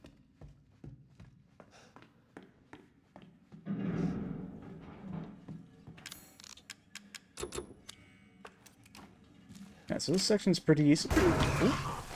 Pretty scary in its own right.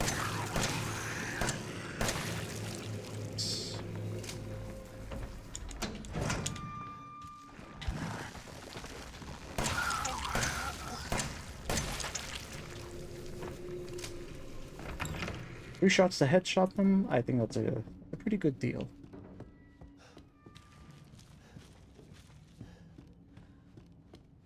Yeah, in Madhouse mode, one of those annoying crawler types come out. I'm trying to remember if there's anything else that the Scorpion Key gives us access to.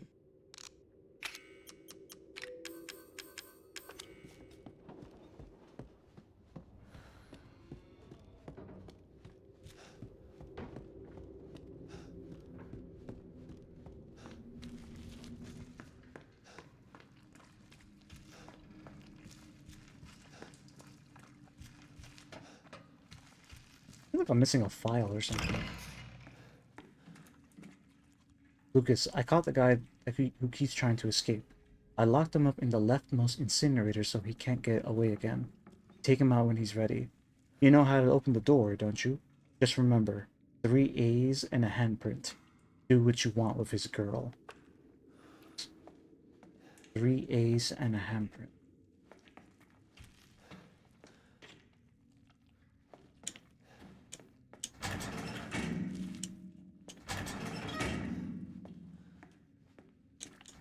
I'm assuming that's it.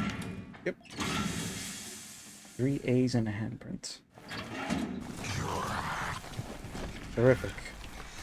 Oh, that's a big one.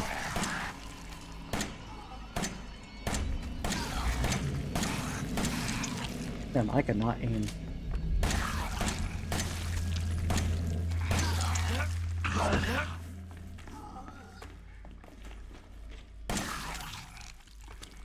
Fuck it, we knife.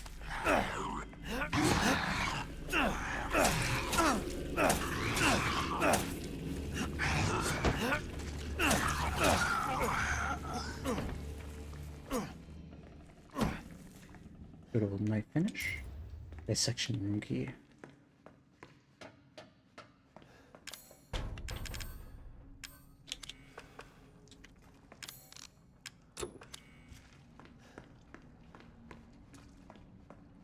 Off to the dissection room I go.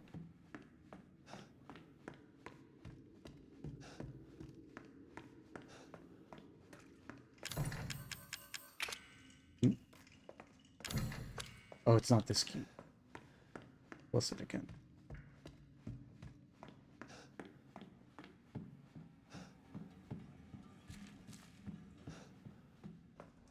I remember now.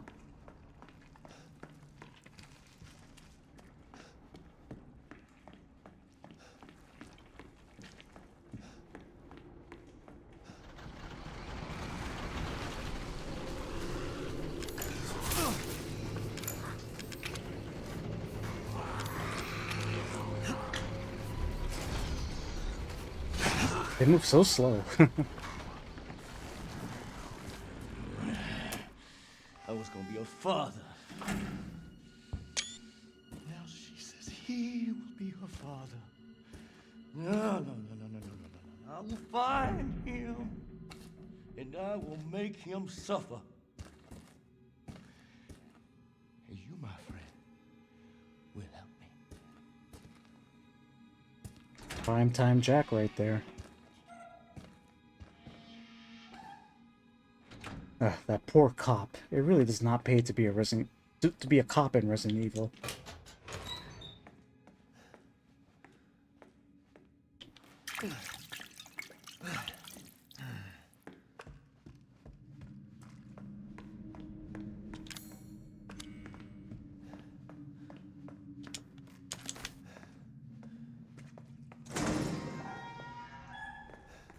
Ah, yes.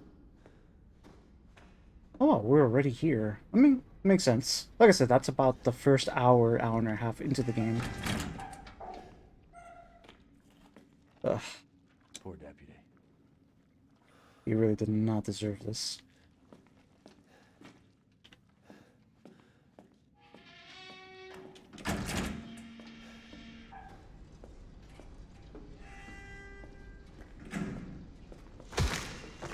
Hmm.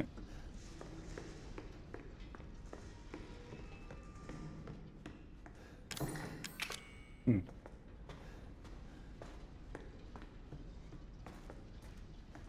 Gun.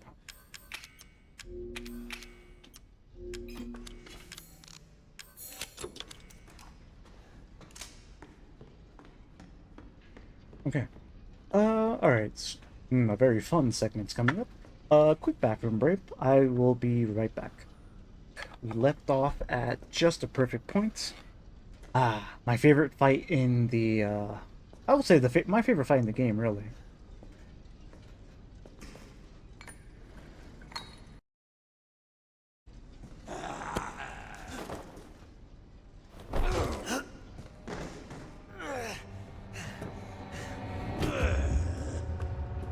You ain't getting away.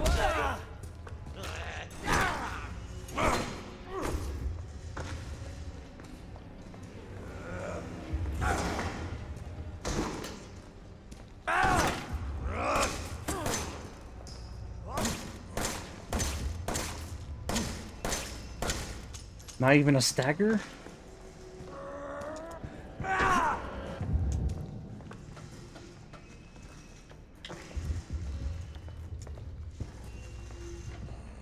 Shit. I was hoping that would do something.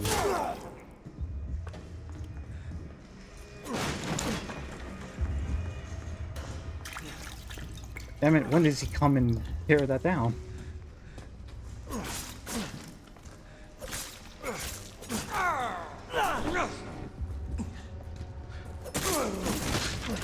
That worked? Ooh.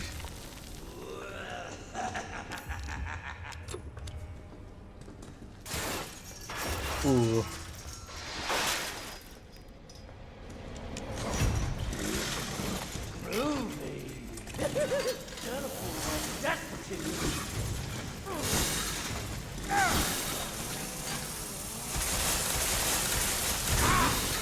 Resident Evil 4 introduced them, Resident Evil 5 refined them, and now we are the chainsaw person.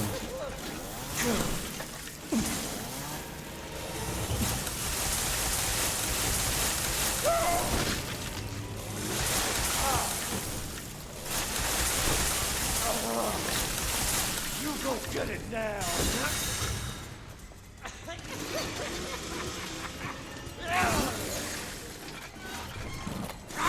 Oh shit.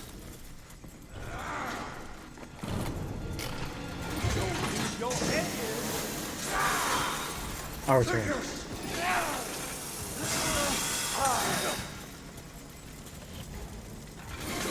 Your head is. You think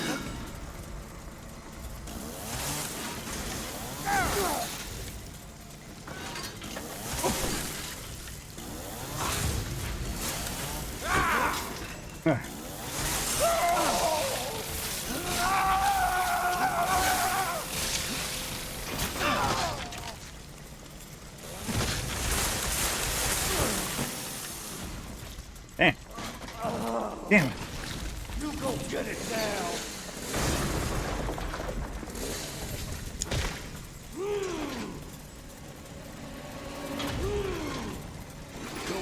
Your head is.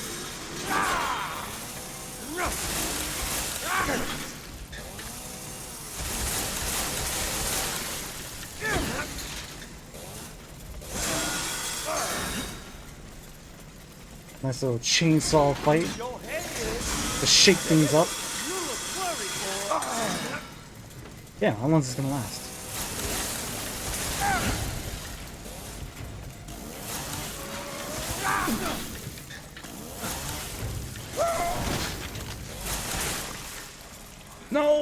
Oh, come on.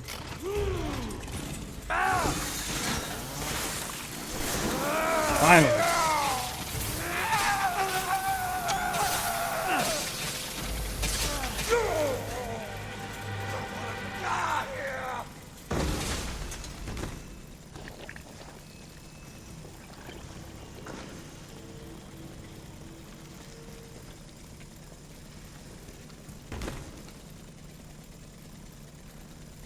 Well, that's some Do me a crazy. favor and stay dead. Well, that's some crazy shit. Ethan, just an hour into being a superhuman, if you want to put it that way, is just cleaving apart mold mans. Yeah, and with that, I think. Let me see if I can just get out of here.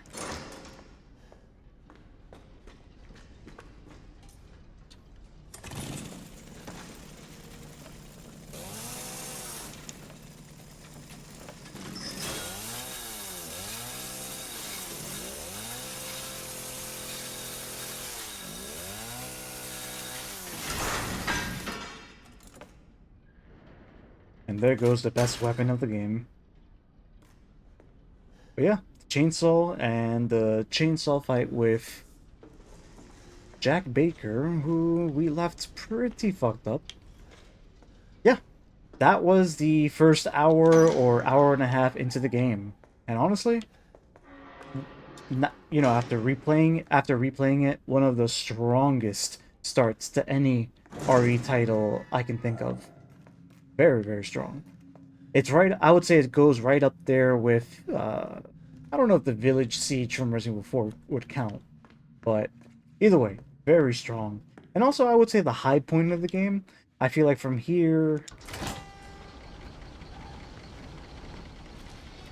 there's obviously still plenty more to play through, but that was definitely a high point of the game.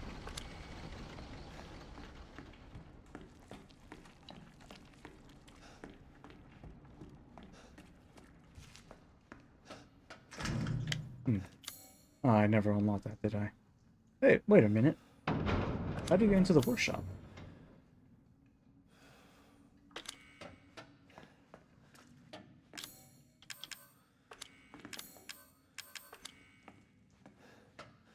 Guess we'll take the long way.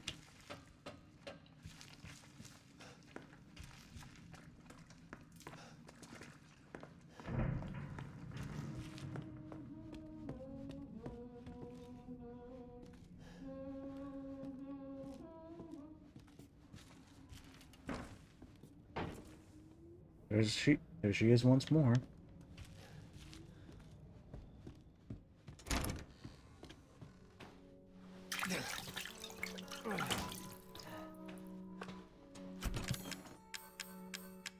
I know we're just breezing through it, but on Madhouse difficulty, this is definitely like, it's a good, you know, it really does test your survival skills and stuff like that. Treasure photo, we don't need. Alright, I think we could just proceed on forward.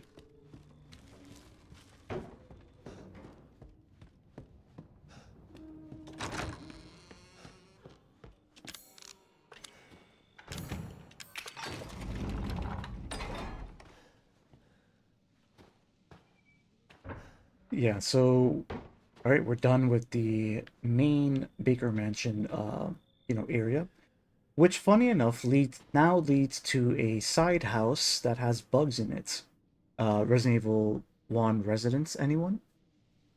It's like the Residence, basically. No Plant 42, just a much creepier bug monster. Bug lady monster.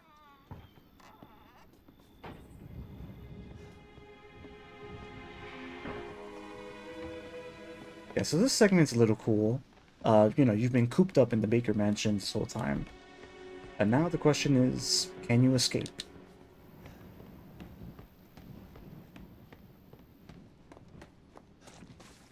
Wait a minute, I never even got the shotgun.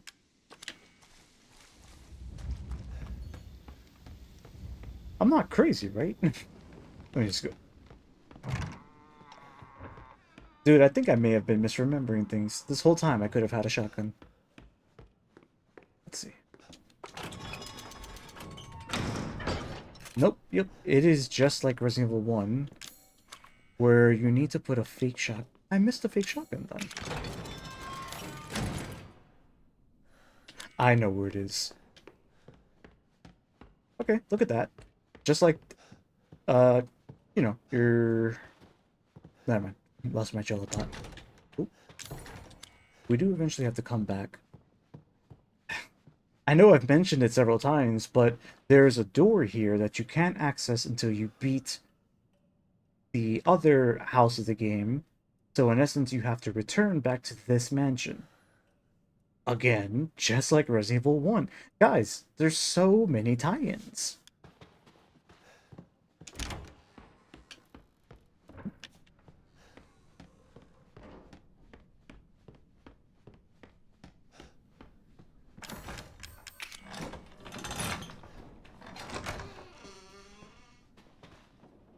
I'm tired of chasing all these shitheads around the yard. The next time one of our guests runs away, hide the dog head relief so they can't get out of the house. Let's hide them like this. Living room grandfather clock. The book in the recreation room. The dissection room in the basement. Huh. You know, you're not supposed to just be... Why would you just leave a document like this around?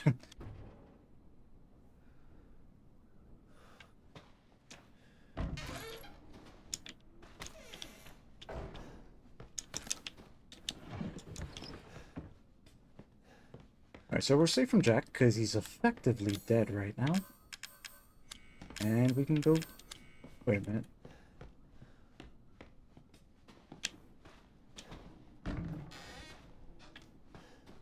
There it is. I was like, where?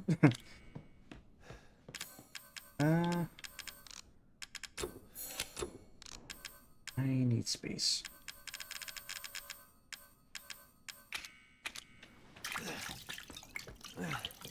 Not cool. They let you use health items without actually needing to use them.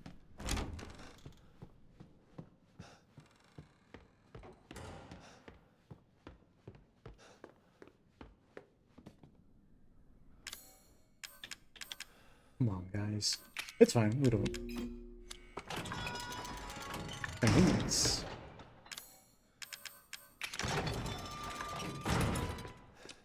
Alright, well... We were able to get through this section without having to rely on the shotgun. But now we have one.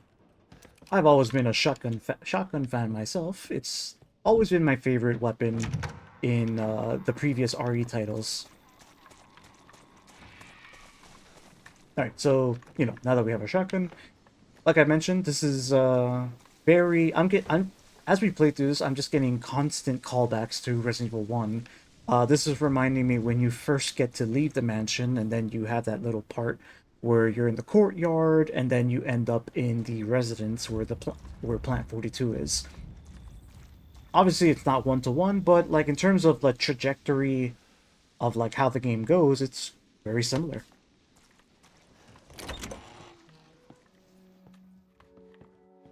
Alright, once again, let's take a moment to take in that fine save room theme.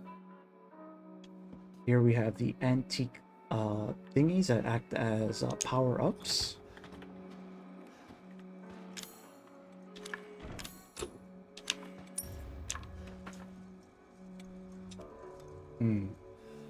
It's too late for them.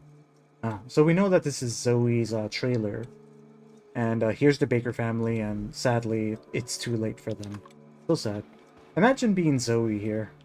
Watching your family, like, you know, become zombies, basically, in a sense. Maybe it's Zoe's. Shameful, Ethan. Shameful. Broken handgun. I've always wondered if it's actually worth going back to find whatever it is you need. Whatever it is you need to fix that handgun. Is it worth it?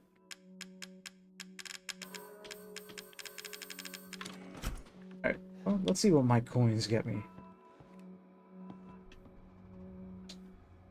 Increases max health. Reloading speed. My body's feeling weirder and weirder. Soon I'll become like my mom and dad. It's all her fault. Should I run? No, I can't. I'm dead if she finds out. The woman she was with, Mia, knows something. If I had serum, I could cure myself. I have to find out more. Note from Zoe. This is the Magnum, which requires 9 anti-coins. I think I'm just gonna go for the permanent reload upgrade. It's one at a time.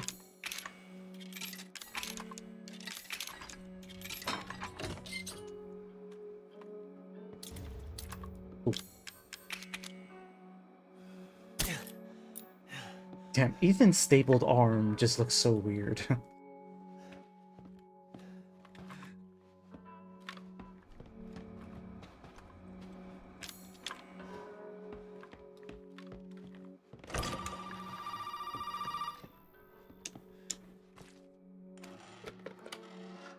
You made it. You're the first I've ever seen make it this far. So what is it you need me to do? Is it gonna help me get out of here? Yes. Now listen carefully, Ethan. My family and our bodies are contaminated. I can't leave the property unless I get it out. And the same goes for Mia.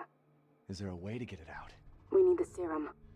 It should clear whatever this stuff is out of the body. As long as you're not too far gone. Alright, so where is it?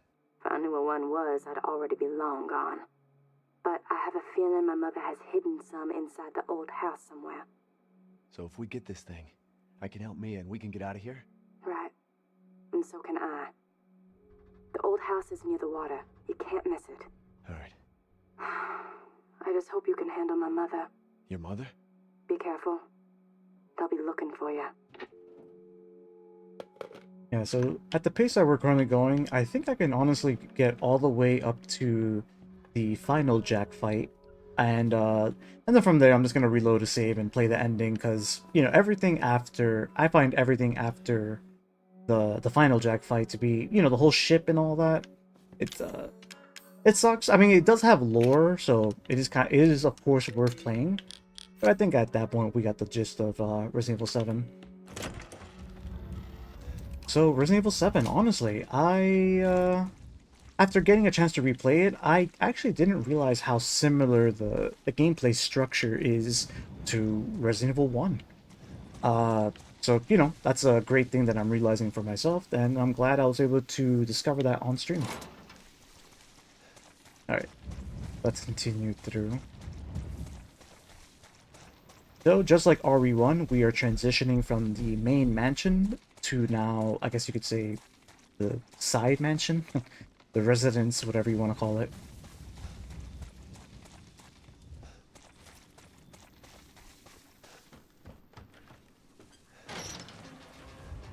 And so here we are entering the side residence, or old house as they call it in this game.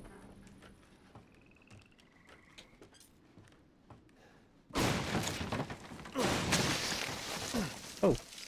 Huh, there was something actually in there.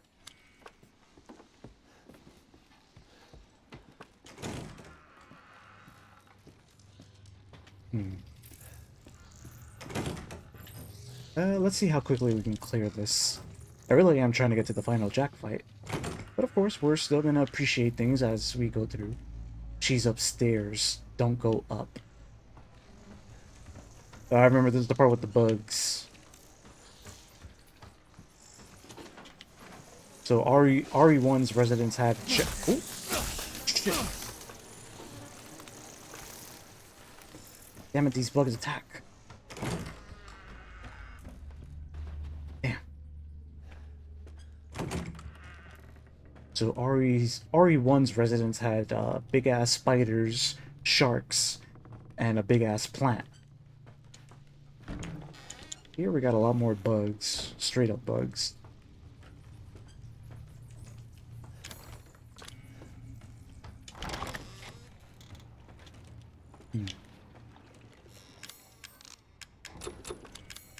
Yeah, space in this game is, Did I miss something? I feel like you can get more inventory space. You probably can.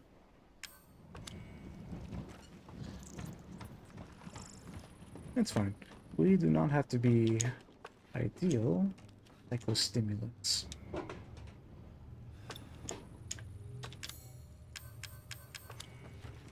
Two logbooks.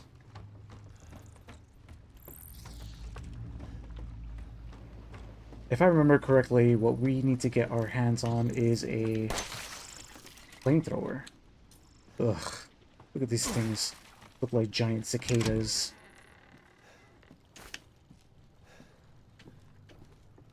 Burner nozzle. Ah, yes, that's for the flamethrower, I assume. Here I am having to make inventory decisions because of the limited space that they give us. Burner.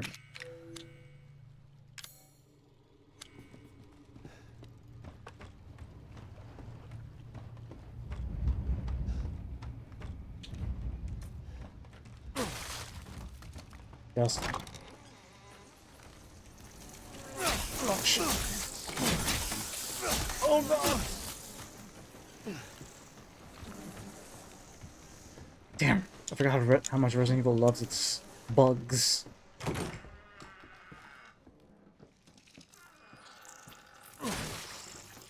February 8th, 1802. Damn, this is an old-ass house.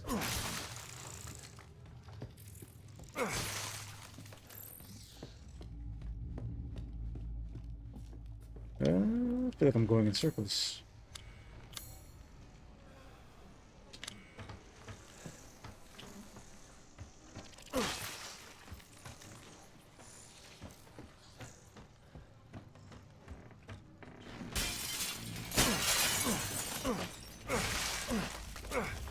Old house now.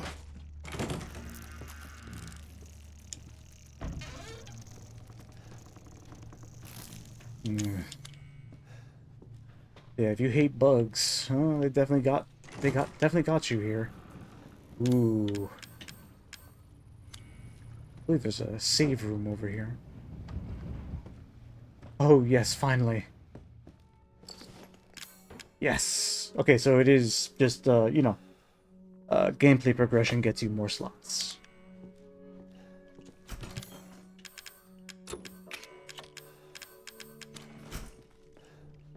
I hear one of those. I've never done a playthrough where I got all of those little bobbleheads.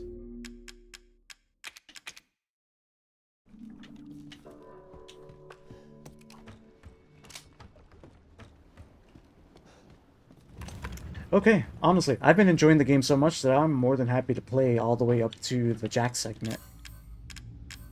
Well, let's see where we are by the Jack segment. Maybe I'll do a full playthrough. I don't know. I'm feeling completionist today. I want to see everything. Not just see everything, but I want to, like, you know, read the files and absorb the lore more. Ooh, we have ourselves a fantastic new addition to our arsenal.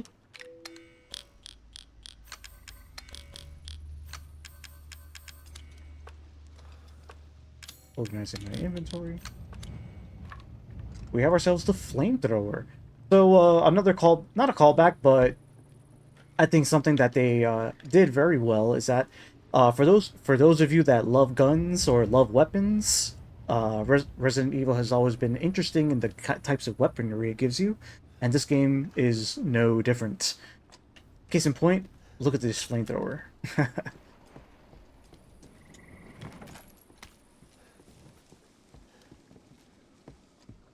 I need to find something for that.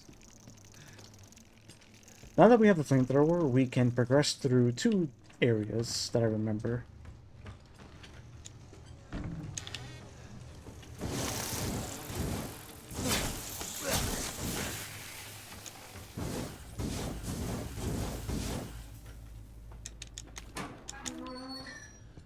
Can I go through here? Oh no! Jesus. I forgot that I have lockpicks.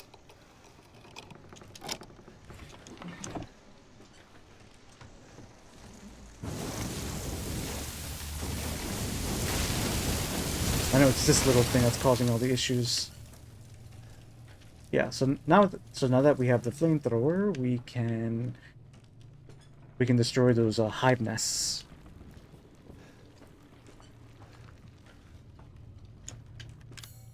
I'm already full. Wow.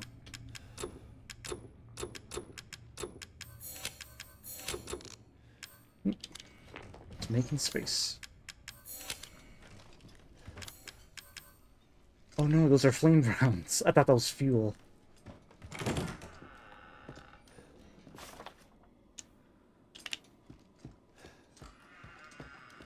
Alright, so with the flamethrower, I believe we can now cross over.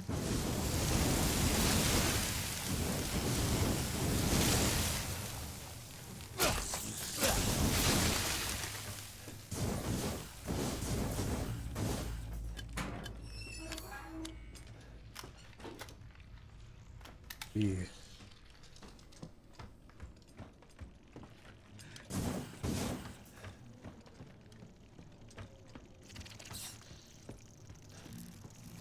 I seem to remember there's a scene... No, not here. Where is it? The water station.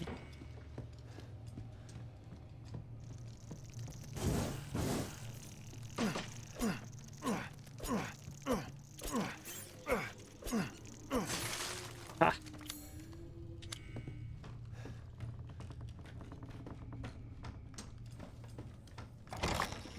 Alright.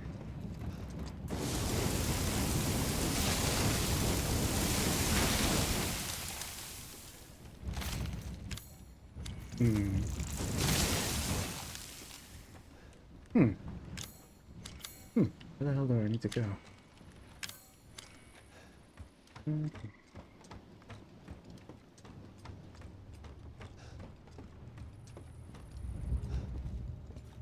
Alright. The classic looking around for key items, trying to find our way forward.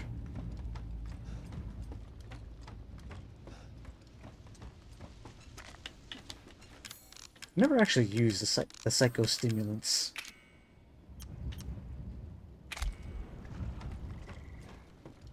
Ooh. Oh wow, that actually helped. Nice. Ooh, the psychostimulants might actually help me out here.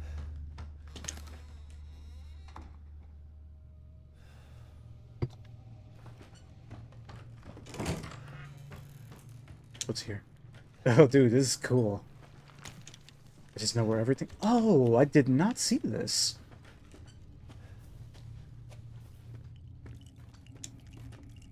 Man, there's a lot of hidden items. Those psychostimulants really help. What do you mean I don't have space?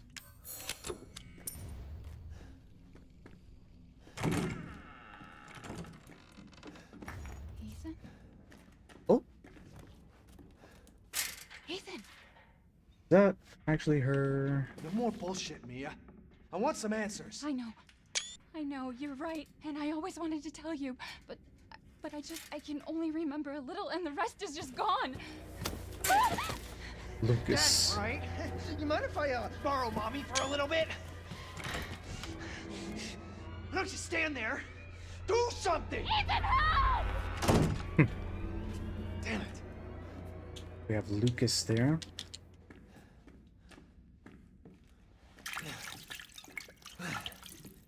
All this daddy and mommy talk. Alright, we can now that we have the silhouette, we can go through a psychostimulant coming in very handy. Good gameplay mechanic. I don't think it carries over into RE8, unfortunately. Stay the fuck out!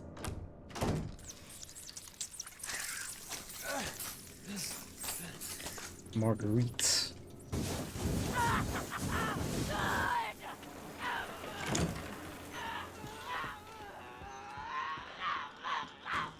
Yeah, she's always been...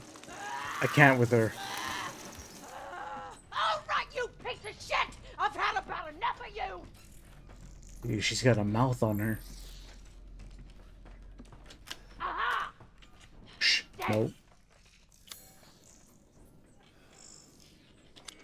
Shit. Where do I need to get to? Gallery. She's there.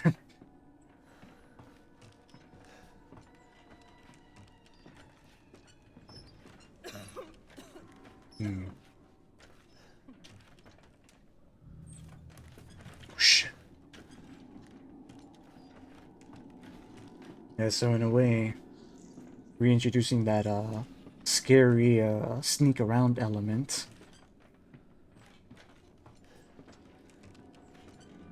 Dude, I'm telling you, replaying this again, I have a newfound appreciation for this game for sure. This is scary. Like, it's obviously not scary as in like, oh my god, I'm shook. But like, just like the tension, the environment. This shit is scary. All right. Got it.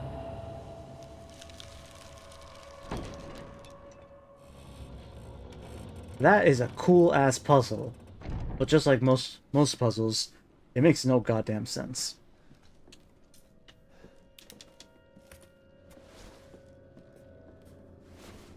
Yeah, this section really plays up. If bugs terrify you, Fuck.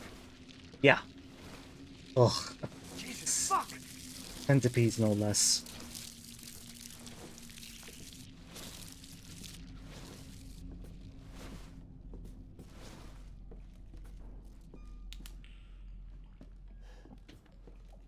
Okay. We're moving these along.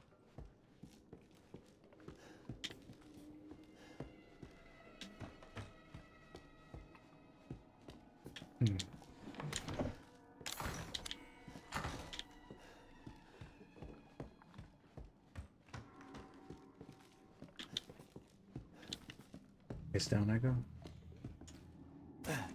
I remember in the Mia tape, this is as far as she gets. Nice. Yo, those cycle stimulants, I like it. Look at that. That is insanely useful. And it shows you they went through the trouble of making things very hidden. Ah, crap. Look at that classic Resident Evil problem. I have too much stuff on me. What can I drop? Great, now I have to play... Alright, guess I'm gonna have to drop a chem fluid. Alright, we got the crank. I believe I remember where to use that.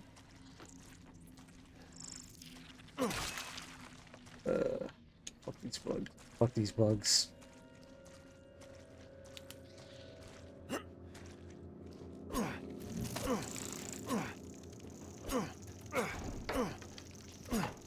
I'm trying to slice him. Got him. I guess now's a good time to talk about the horror. Ooh. Zoe, sorry, we have a file here. Zoe, you tried to sneak up to the second floor again, didn't you? Didn't you think I would? Did you think I wouldn't notice? Even after what happened to Eveline, you keep talking about some strange medicine. And what are you planning to do with my altar? You better keep those sticky fingers off of it. Nobody touches my sacred altar. You think your father and I are idiots? You spoiled, pathetic child. I wish you were never born. Unforgivably pathetic, yet always looking down on us and trying to leave our home. And everything we've done for you. Pathetic, pathetic, pathetic, pathetic. If you ever touch my altar, I'll slice your chest and serve it. Oh my god. Serve it up as pot roast. So, Marguerite is definitely the more unhinged of them. Which is saying something when you have Jack right next to her.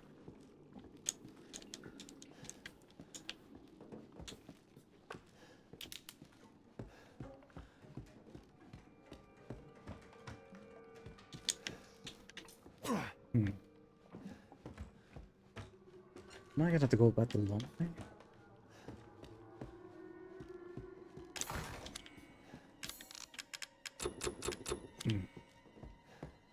I might have to go back the long way.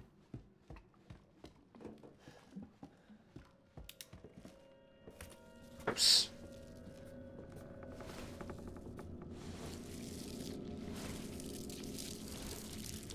Oh, great. That's what I was trying to get to. I have to say, like, you know, just a critique of the, a commentary of the horror of this game. You can definitely tell that they went for two different types of horror between this game and Resident Evil 8. Here, this is all well, one, very personal because you're dealing with a family and whatever, but also it's very gritty, up close, intimate, and nasty. Just nasty. Like the mold, the bugs, it's all just creepy in that way, right? Whereas in Resident Evil 8, we start talking about more, I don't know, fantasy type horror, werewolves and gothic castles and stuff like that. But we'll talk about that more when we play Resident Evil 8. Oh my god. Yeah, if this wasn't easy mode, she would have spotted me a long time ago. We're gonna have to go the long way. The good thing is that this thing is pretty circular, so, you know, good level design.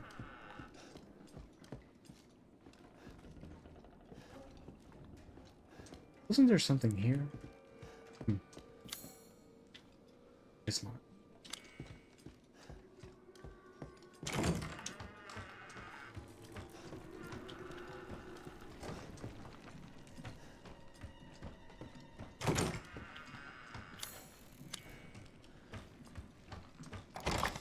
Okay, off I go.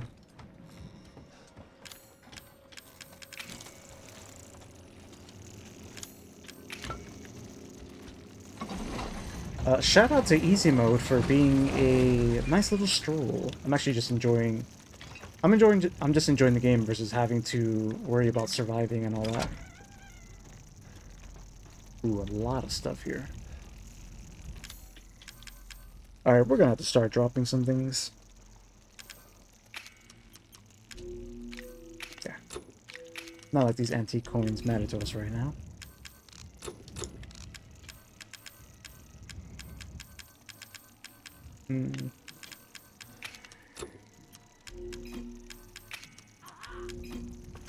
Wait, shit, she can still find us? I got the crew key, burner fuel, and another antique coin. I guess I don't need to pick that up.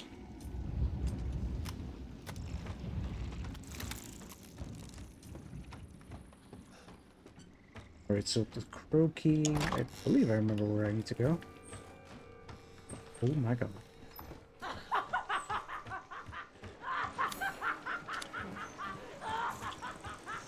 My god, she just summons bugs.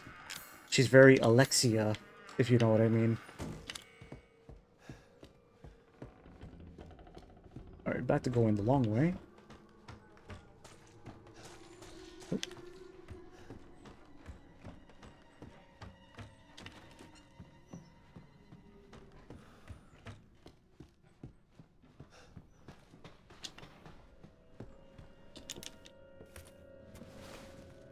Oh man, I will say I've really been enjoying this little walk down memory lane.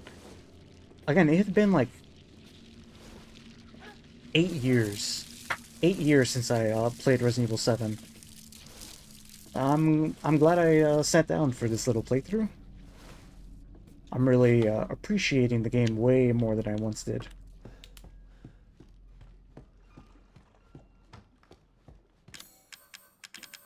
Yeah. Had I done this before, I would have... This is supposed to be a shortcut.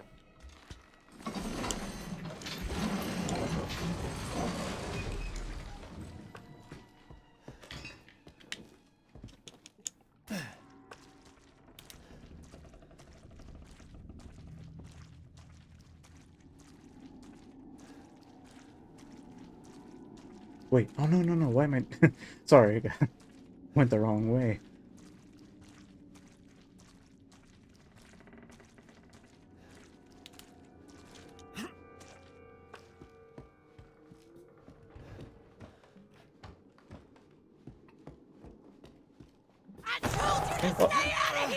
Jump scare? Shit.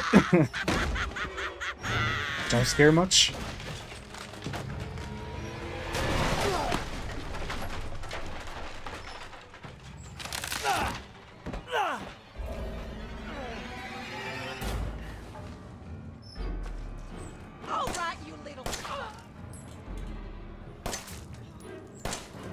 I was getting tired of running from you.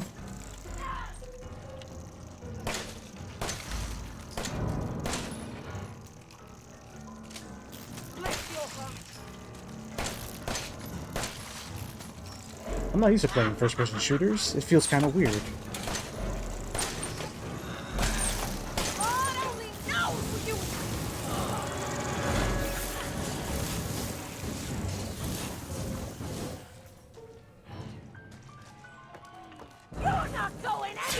Oh no!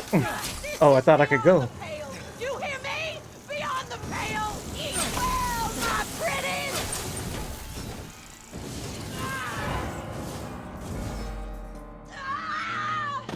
Ha!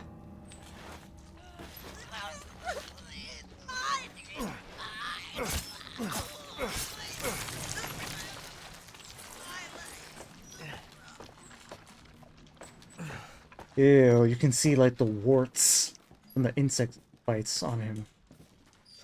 Wait a minute. What, didn't she drop something? Oh. Guess I can't stay in there.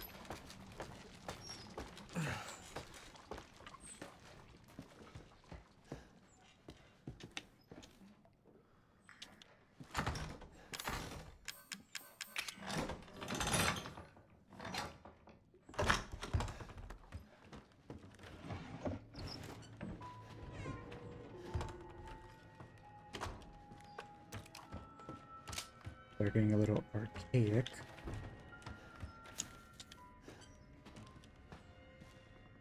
October 11. My ears have been ringing all day, and I haven't been able to sleep since the child showed up.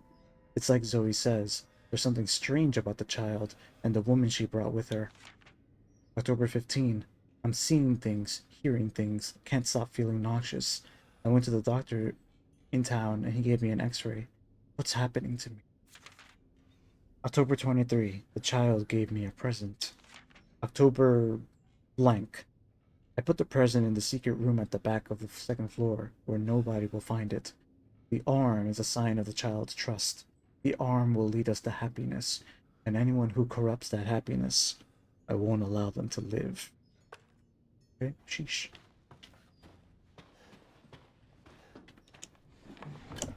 Burner fuel.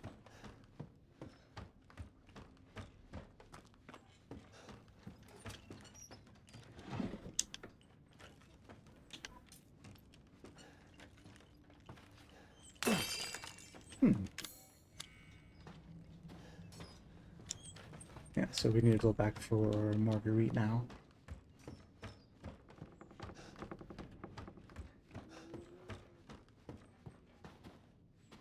What the?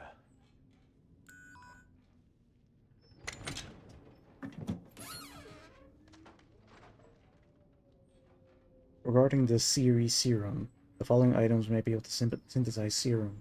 D-series cranial nerve and D-series peripheral nerve. I think that's it. Oop, I didn't mean to do that.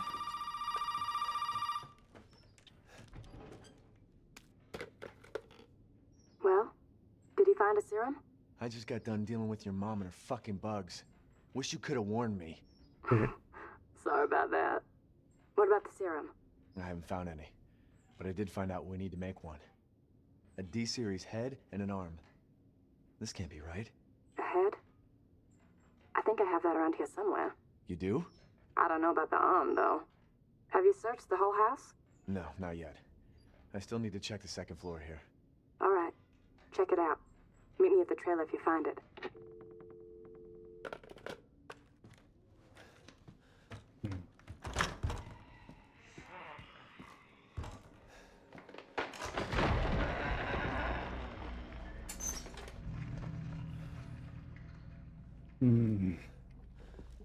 So there was the lantern that we needed, and nasty mutated Marguerite just grabbed it. Now I remember what's coming up. Viewer discretion advised, and also just creepy as shit. What the fuck?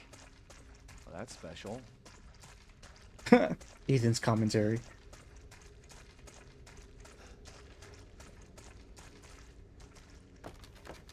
Whoever said that Ethan isn't a proper Resident Evil protagonist? He has his own one-liners.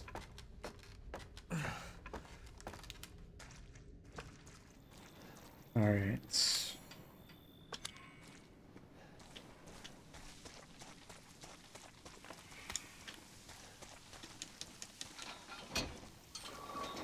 Okay, so that shortcut leads back to the trailer. Again, leads back to the trailer, and, you know, I have to make a quick comment about the level design. Fantastic. Honestly fantastic. Just like the old RE titles, the map is, like, very carefully constructed that you can easily go back and check things later down the line.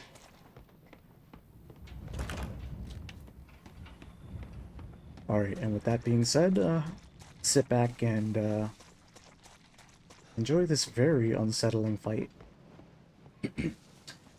Well, I just noticed that we are almost 2.5 hours in. If you are just joining me, welcome to the broadcast. We are just exploring Resident Evil 7 and Resident Evil 8 before the release of Resident Evil 9 this coming Friday. So if you, I'm going to be streaming Resident Evil 9 the moment it comes out. So if you want to join me for that, drop that follow and, you know, stick around for the fun.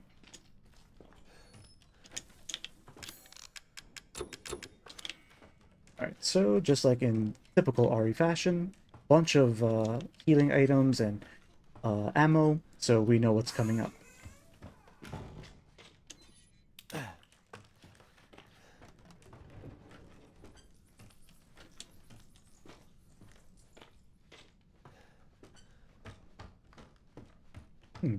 You know, on replay, I'm kind of noticing how short this game really is.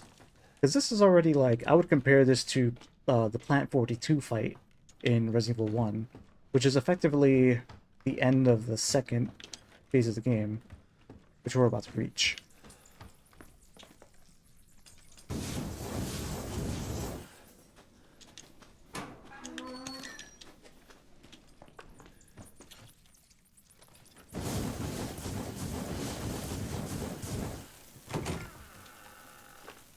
So we've been playing through Resident Evil 7 through the beginning. I've just been glazing it all along the way, just because I'm noticing how much callbacks to RE1 there actually is in the game design. You start with a mansion-like area, you then leave that mansion-like area and go to an old house like we are now.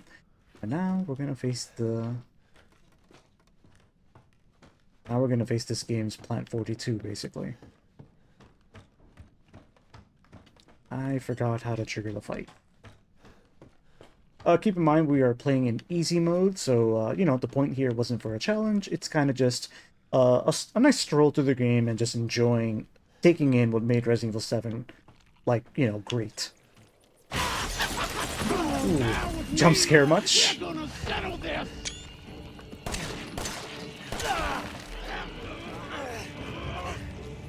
So we have the fight with Mutated Marguerite. Really delving into this game's body horror.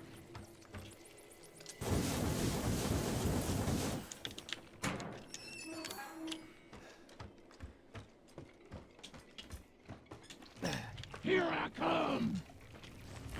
Yeah. Going nowhere. Holy shit.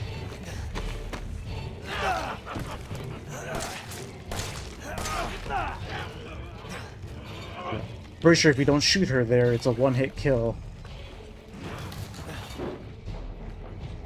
Yeah, this fight I remember being hell on Madhouse mode. Why would they make her weak spot her crotch?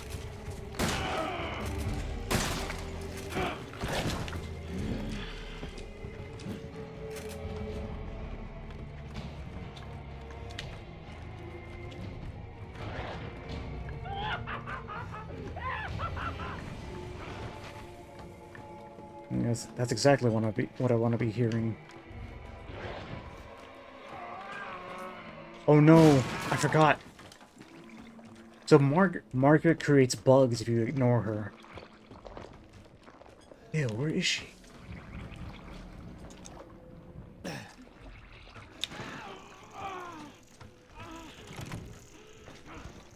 Ugh, I don't need to be hearing that.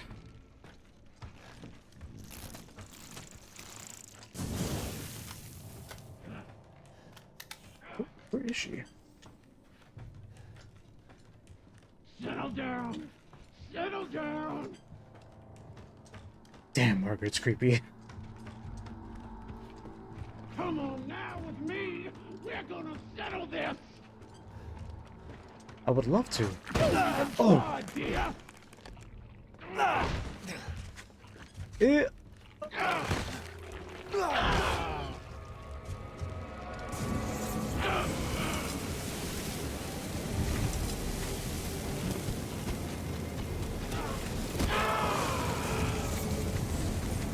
Ugh, disgusting.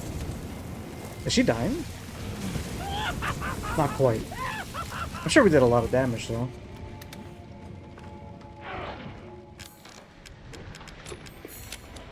Stop making grenade launcher rounds.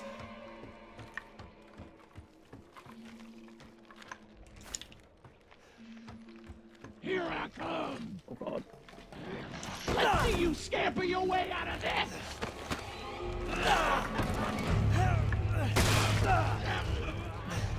No chance.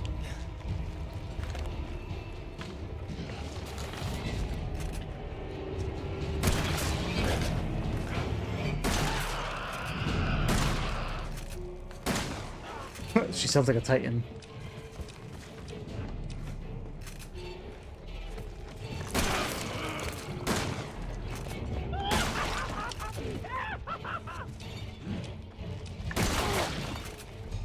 Yeah. Margaret clearly has the environmental advantage over us.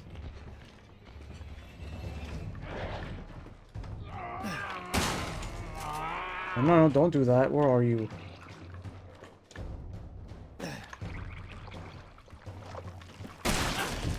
No, you don't.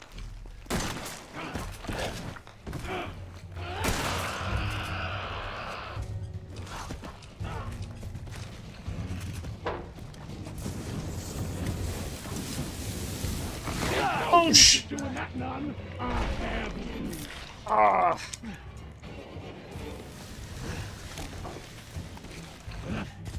You're gonna get it.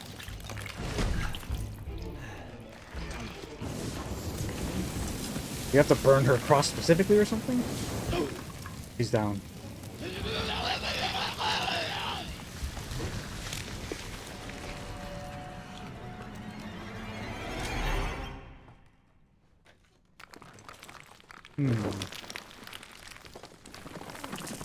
Just fucking stay dead, okay? You tell him, Ethan.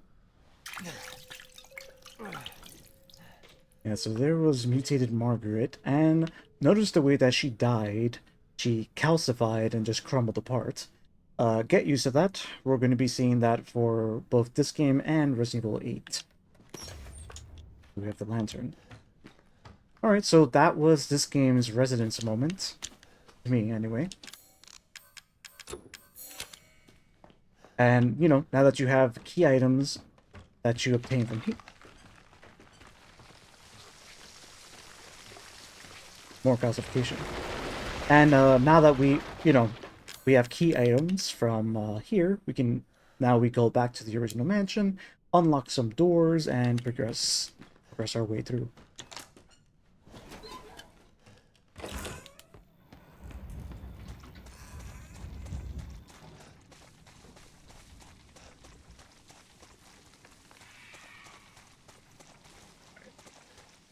We can now return to the original Baker estate.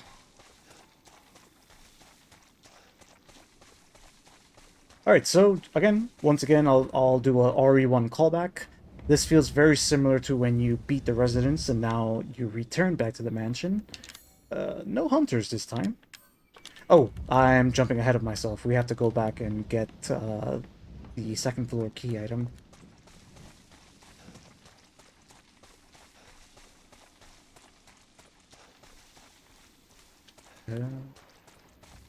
Was it here? Yeah, so I jumped ahead of myself real quick. Do we have to go all the way back through here? It would seem so. You're better off just going the long way. Look at that. The verticality of the level design.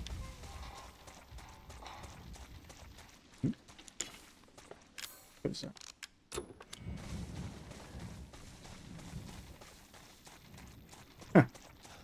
I wonder if it was worth it going the long way.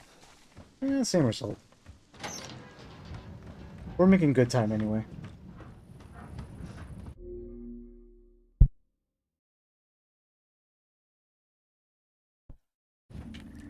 We're making good time anyway, so... Yeah, we're good. Yeah, it didn't take that long. That was less than a minute.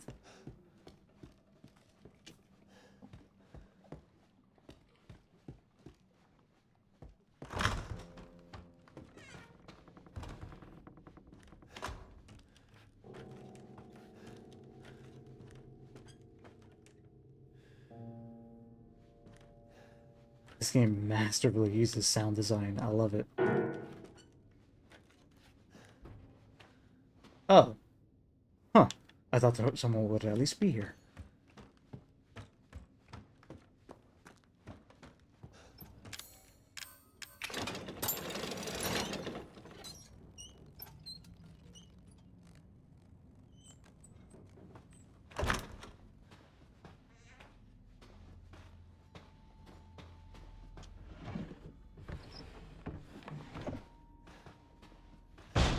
Alright, I believe this is the second floor. Once again, we're going to take a moment to take in the first-person view. Very creepy with the sound design as well. My family, Eveline. These are various shoes that I assume it's from the people that they kidnapped.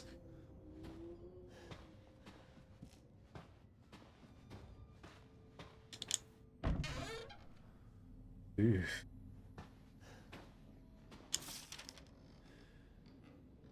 It's a picture of the shipwreck.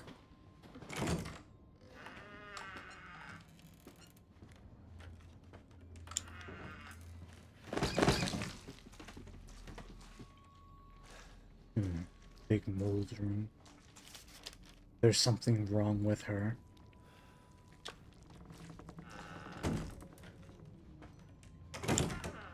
Jesus, this is total creepy attic vibes. Stay away.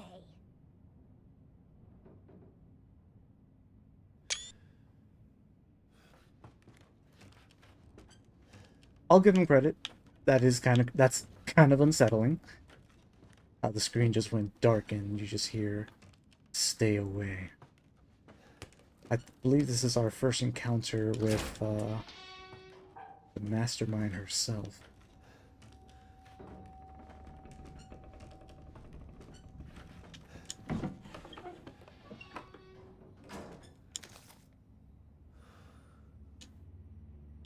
Little picture showing us the attic.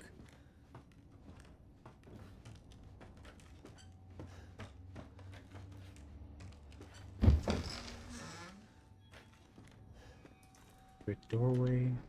And here it is, the D series arm.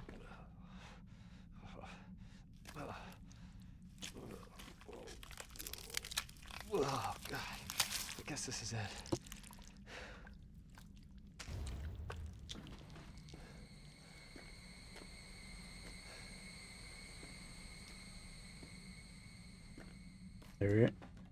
There we have some classic horror, you know, Eveline was right there just staring at us. Ooh, I remember what happens. Alright, get our shotguns out.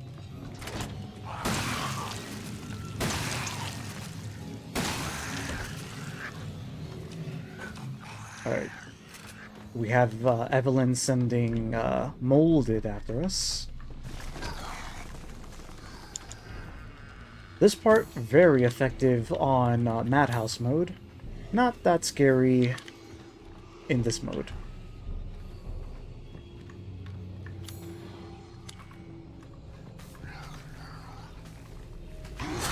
Ah, cheap shot.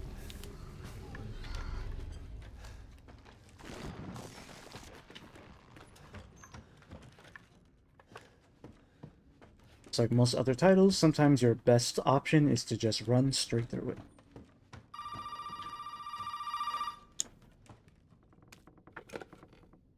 Did you find it? Yeah. I got it. Are we really gonna be able to make serum with this thing? It'll be fine. After we make it, we can get out of here. Together. I'll be waiting for you in the trailer. Alright. 2 hours and 40 minutes in, I believe we're entering the third late act of the game already.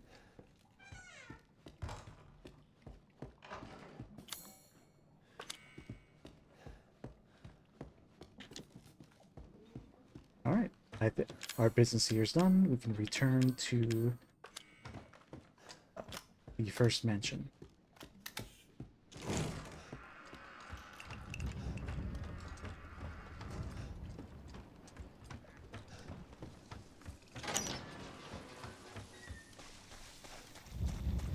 I like that they were nice and let us run a bit faster when we're in the open area.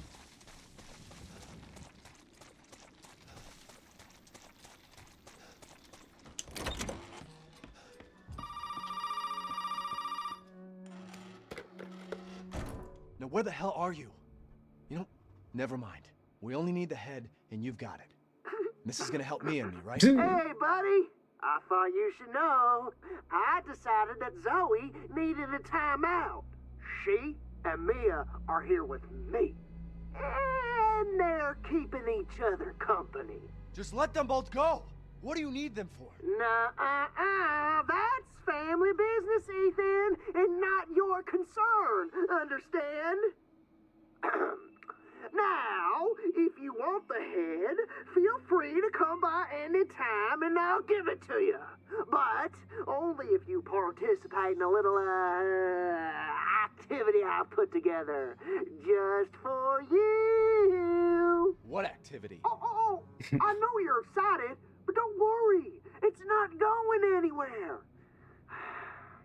First step I need you to take, partner, is for you to take a peek inside the fridge in the trailer there. Fuck you! Oh, come on now. Don't be like that. You want to have some fun, don't you? Now, look in the fridge. There we have Lucas entering the fray.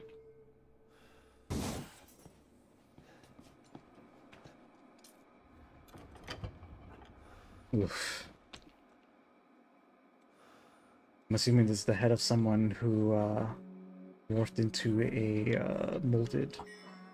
The pig is waiting for you in the dissection room, bitch. Okay.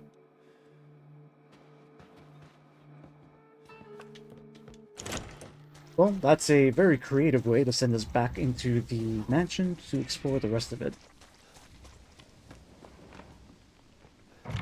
Alright, this is our return to the mansion moment. We have key items that can help us.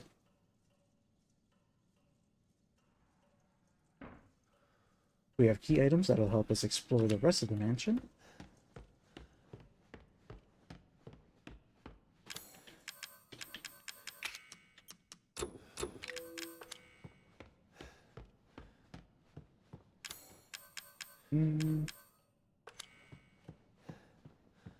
Alright, so if I remember correctly, we can use the crow key here. Oh, no, that's a snake. Okay then.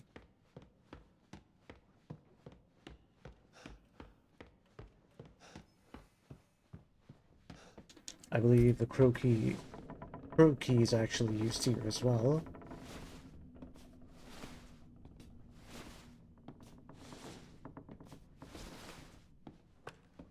If you are just joining, we are deep into our RE7 playthrough / commentary, whatever you want to call it. I wasn't intending for it to be a full playthrough, but hey, here we are. I've really been enjoying revisiting this game because I haven't played it since 2017, and I wanted to get a little bit of gameplay in before the release of Resident Evil 9.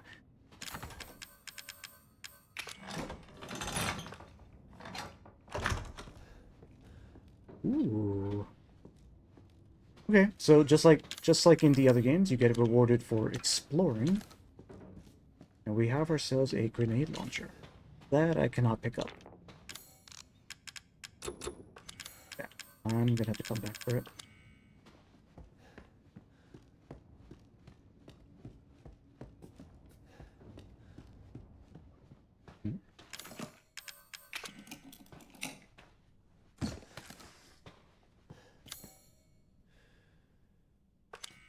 I need an item box.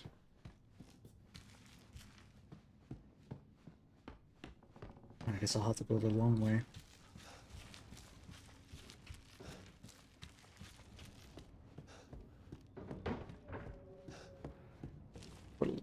Prompt. Okay, so RE7. A lot like RE1 in terms of gameplay design. I might as well just pose this question in chat. RE1 versus RE7. Who did it better? Ooh, that's inflammatory. Not inflammatory, but I'm sure that's pretty opinionated. I mean, you probably already know where I stand. I'm an old RE head, so obviously RE1 takes the cake. But as far as games go, this is very good. Stands up by itself, honestly.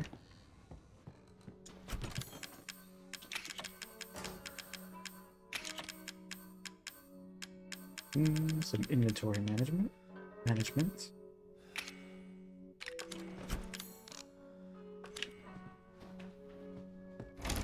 Off we go.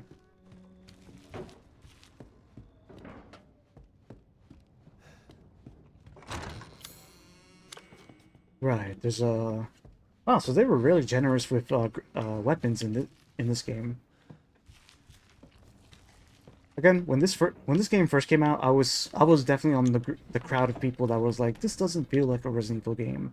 But playing through it now, it's like, this game is a lot more Resident Evil than I gave it credit for. Got the game designs, got the weapons.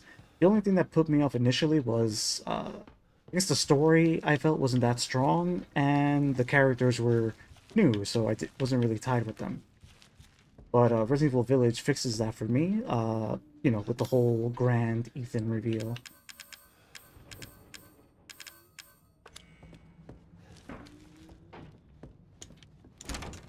Alright, I'm gonna go ahead and just put the flamethrower away. Serve this purpose. Alright, grenade launcher. Alright, I'm trying to rush through, try to get through the Lucas segment. Actually, right, I need to go to the dissection room. But yeah, I've really been enjoying replaying this. I appreciate it so much more after playing Resident Evil 8. And Ethan is just honestly one of my favorite characters now. I mean, obviously, the series has a bunch of colorful... Ooh, the workshop. Obviously, the series has a lot of colorful characters, but in terms of, like, emotional weight, I feel like Ethan takes the cake. He's just such a tragic figure.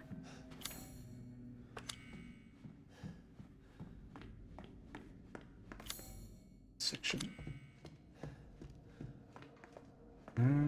It's not...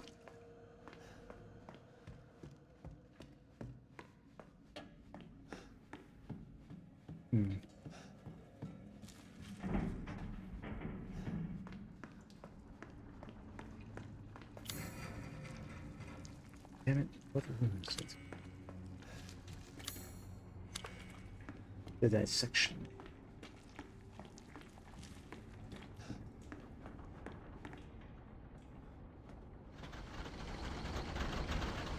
It honestly feels like they're taunting you and they just place her everywhere around.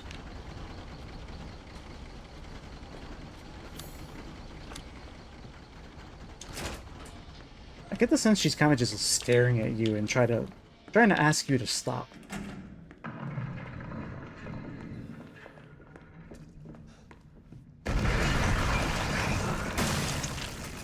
Whew.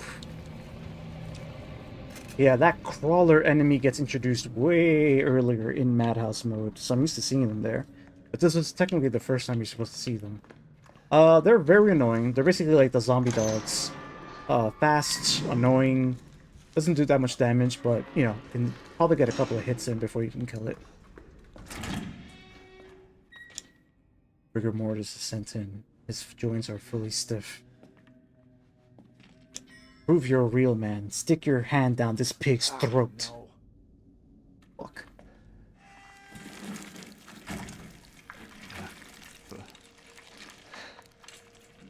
Sorry, buddy.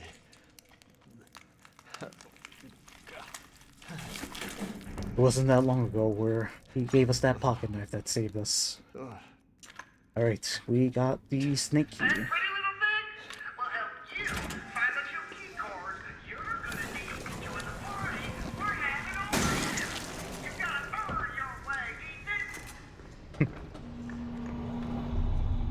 He's such an asshole.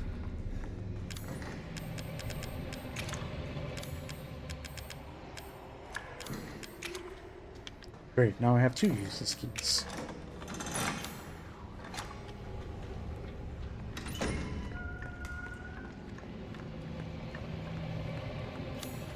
Alright, so with the snake key, we can work our way towards getting it once more.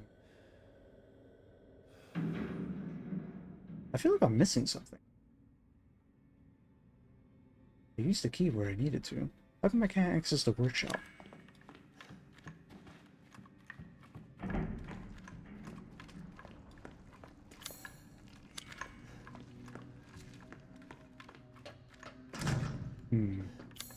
Interesting.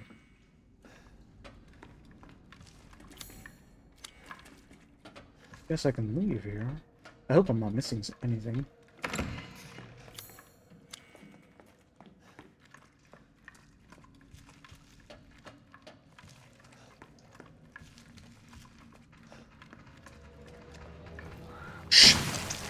Ah, you thought.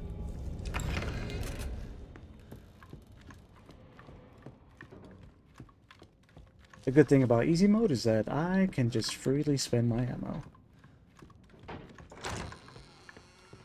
Oh, damn. We got enemies in the main lobby now. Love me a good headshot. Need to fight. No need to fight him.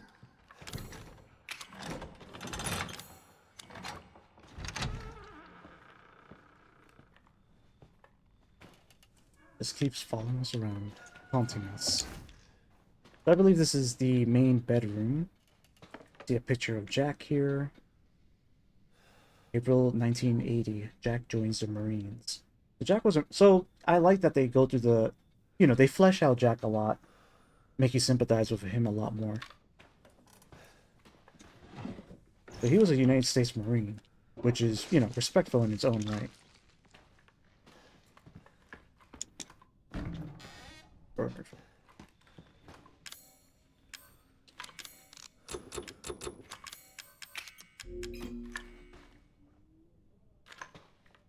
The same time as all other clocks. Oh man, and what time is that? Well, making us go back to the main lobby to see what time it is on the other clock.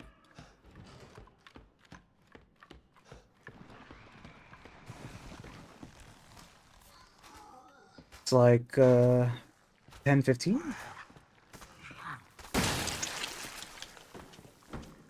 I think 10:15. Or 3:15, my bad. No. We'll see.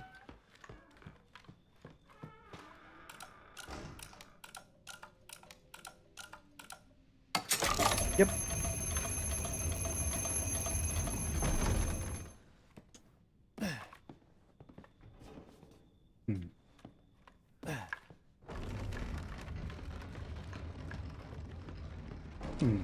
I don't remember this part. Let's see what's waiting for us.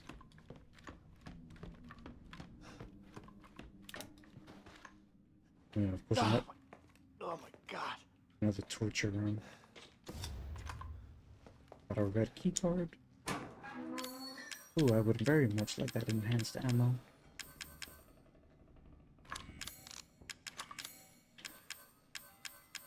Gotta make some decisions.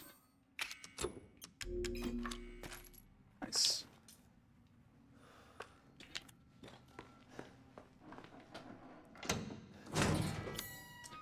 And that's how we get through the workshop. Cool. I was just wondering.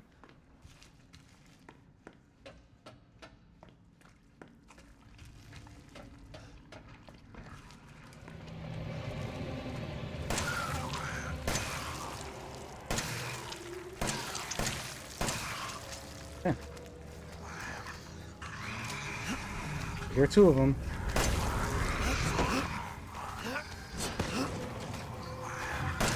Damn! Alright, guys.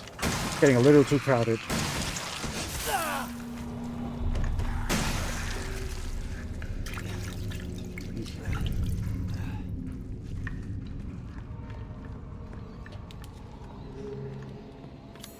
Well, I definitely got boxed in. Huh. Interesting. Where am I supposed to go now? At the garage.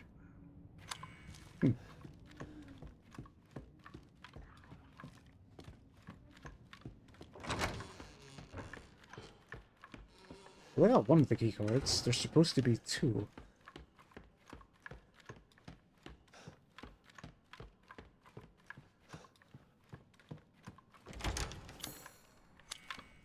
Yeah, I figured.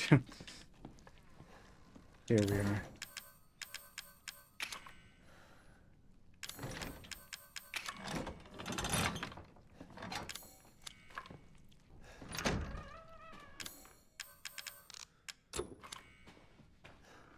Now this is, I believe this is Lucas's room. Freak.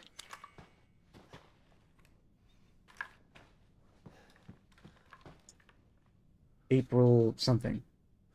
Mommy took me to the hospital in town. They took a photo of my head with a weird machine. Then Mommy bought me a 259-piece puzzle from the toy store. April, stupid Oliver keeps teasing me. You're a crazy head. I lied to Oliver. I told him to come over to my birthday party, then shut him in the attic from outside my remote control. He kept crying, "Let me out, Lucas." I changed the remote control so stupid Zoe can't go into the attic. I melded it with one of my inventor's contest trophies. Now she'll never find it. Ethan's showing how much of a psycho he is.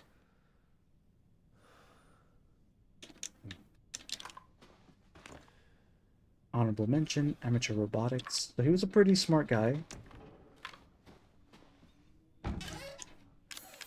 We do not.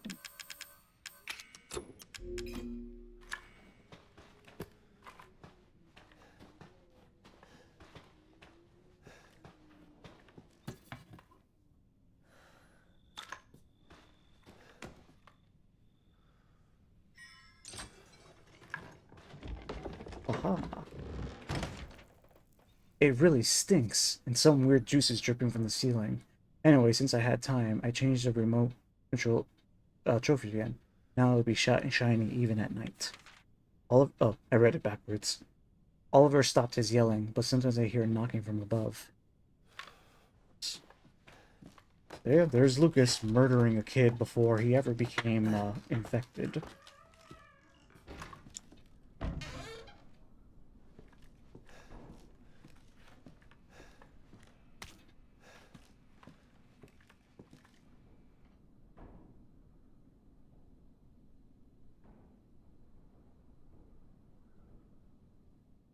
This would.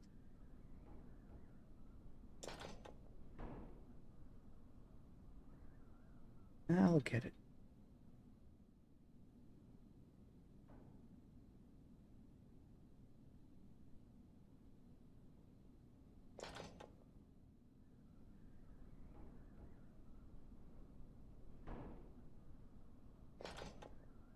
Come on. Almost got it. There we go.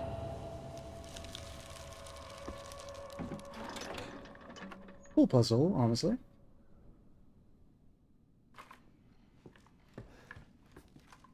Key card. Come on.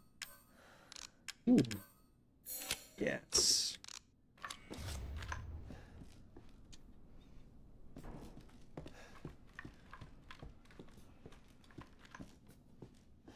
Happy birthday. You do need to view that the first time, but if you know the code, you don't need to.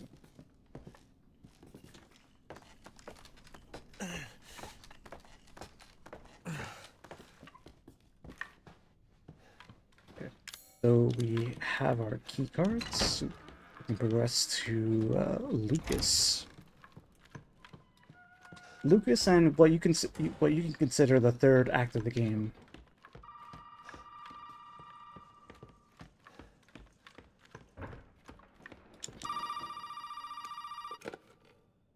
Hey, buddy.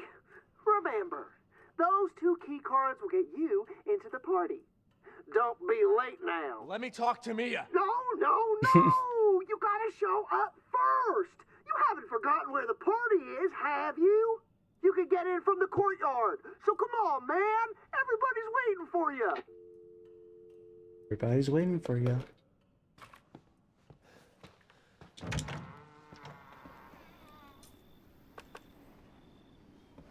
See if we can just snipe.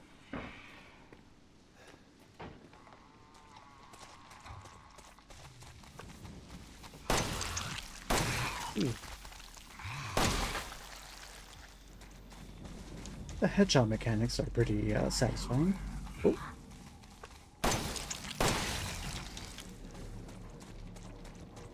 We have a Lucas section. Before we start the Lucas section, I'm going to take a quick little break. I'll be right back. We are back.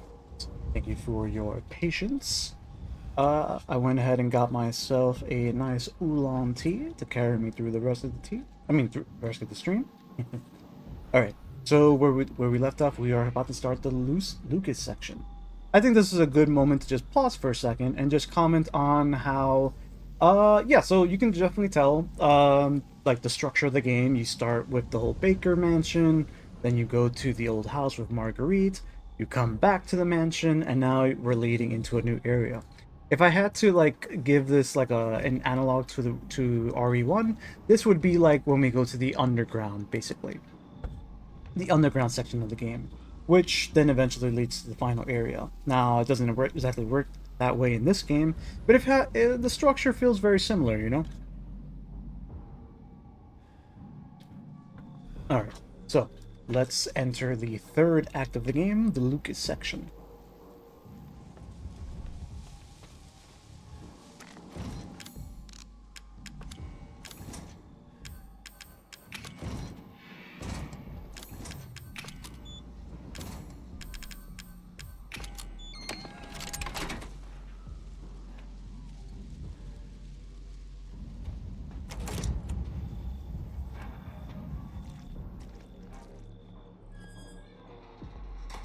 Alright, so we have Lucas throwing us a bit of a rave here.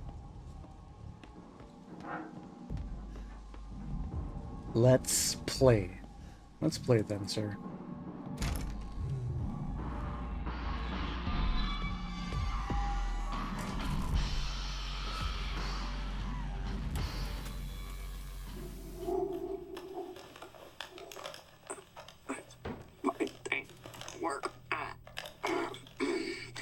Looks like a crackhead.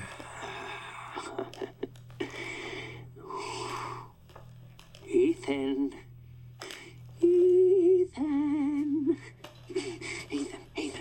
Hold on. I got something for you. Looky what I've got. You know what this is for? You know what Zoe wants to do with this?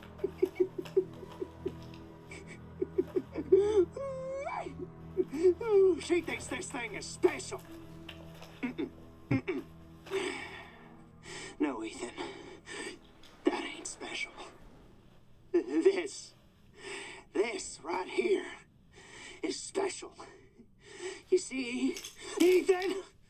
Not everybody wants to turn back the clock. What? What, Eveline? I'm just trying to show him. Not everybody wants to go back to how things were. Zoe's a stupid bitch. She doesn't understand that I don't want to go back to how things were before my father found y'all. Not everybody wants to turn back the clock. So Ethan, you can crawl around underneath that filthy, rotten house all you all looking for them ingredients, but you ain't gonna find a goddamn thing, Ethan. You'll need that serum? Ooh, baby. You're gonna have to come through me. You hear? Now, come on, Ethan. What do you say?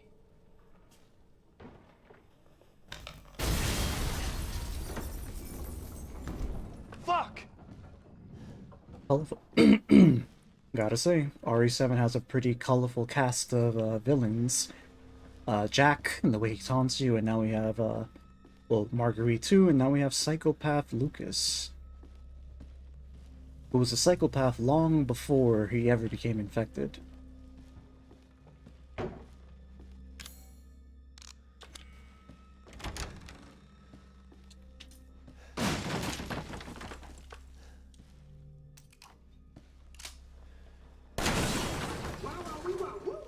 You have got a good eye.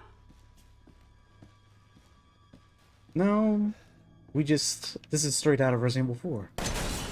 Careful now. They bite back. Ooh, damn, that's close. Yeah. Sorry for the mess.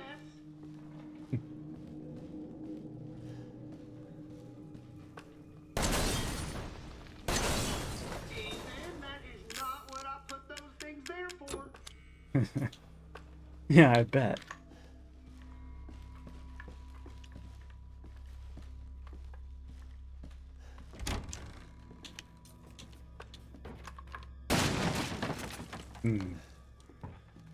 Almost got me. I know some of these boxes are in fact dynamite or something. Like that one there.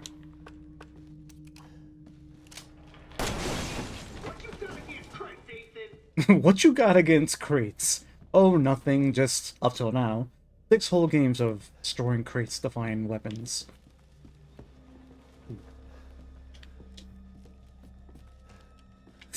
Ooh, almost got me.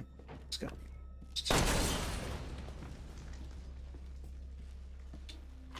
Ooh, guess I'm gonna have to step up my game.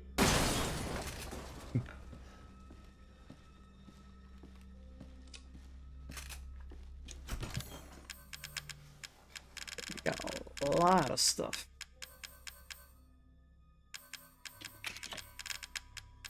Guess we don't need these anymore.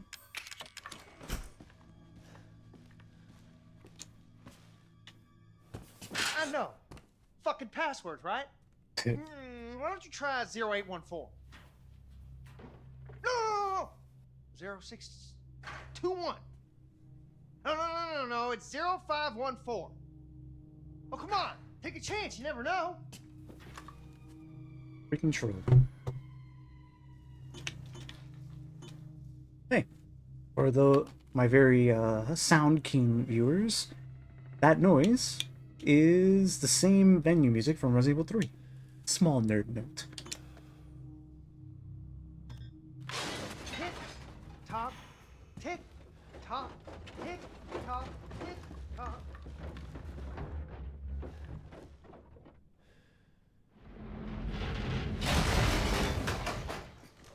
Oh gee, you almost had me.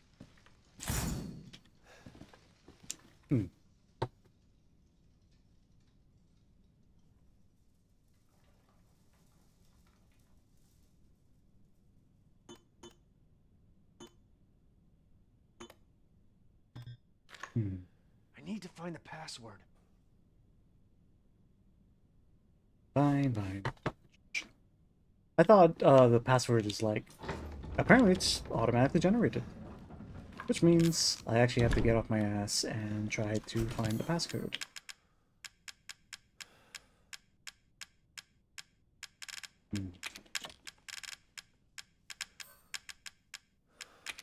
Nice.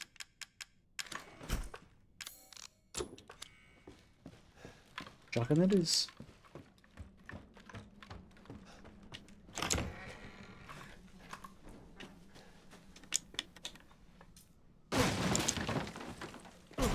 Ah, okay.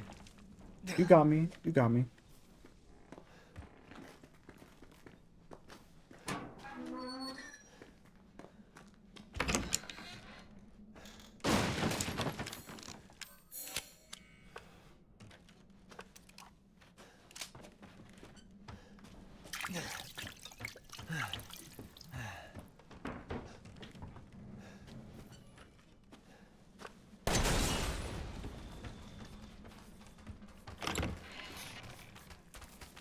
Hmm? Oh! Oh, nice try.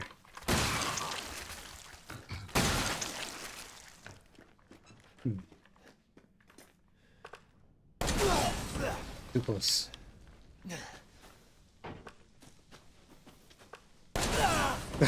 Too close again.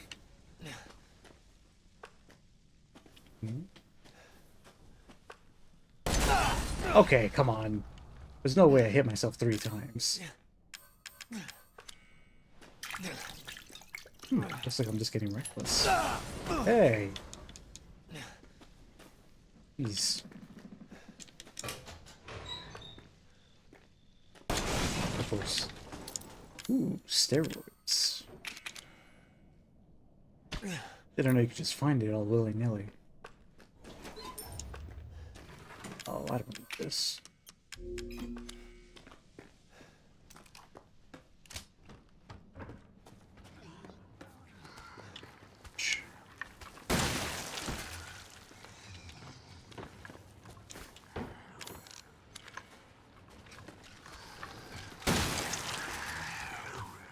Is it dead?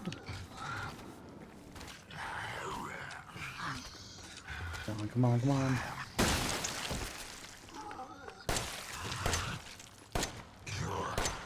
Okay.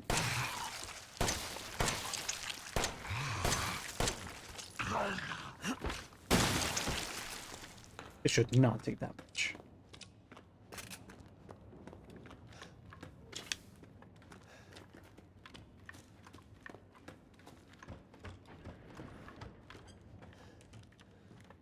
Oh, I remember this. Oh yeah, random save room. We love those.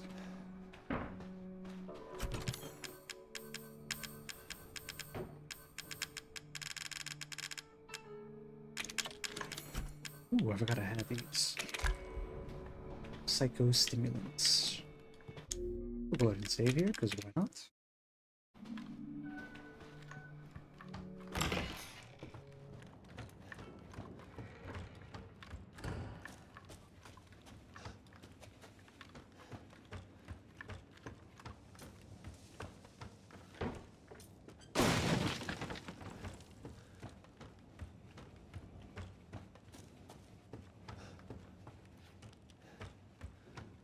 I'm just going around picking stuff up before the big battle comes through.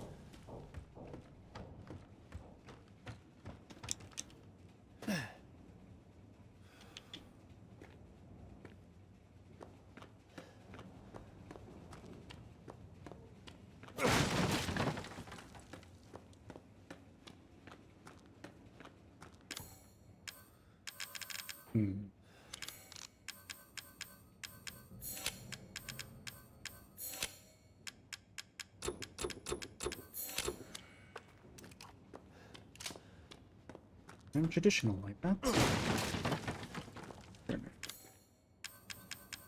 Yeah, there's a save room upstairs. Maybe I should get the flamethrower.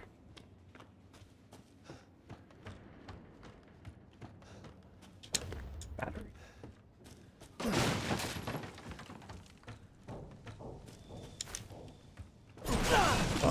Alright, alright. Getting away with that a little too often.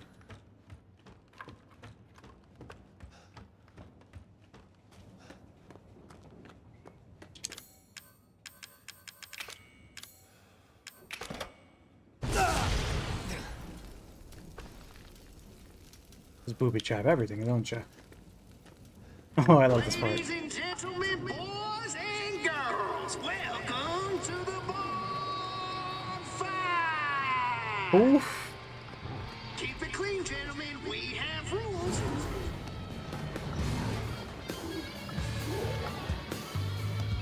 Fuck you too. So he gives us a bit of a cage match, basically. It's how you deal with hardships in life that makes you a man, Ethan.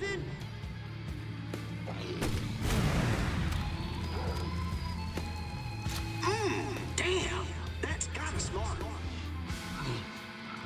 I wonder how much he can take. He is. Gotta say, I'm impressed. Not only are you still alive, you have all your fingers and toes. Is he dead? Yeah. Fat man down, fat man down. He was never my favorite anyways. I appreciate the theatrics, Lucas.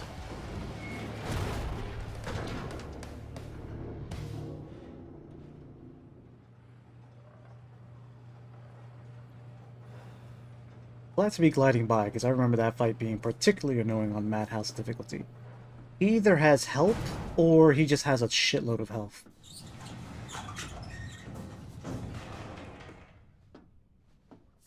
Alright, not much longer.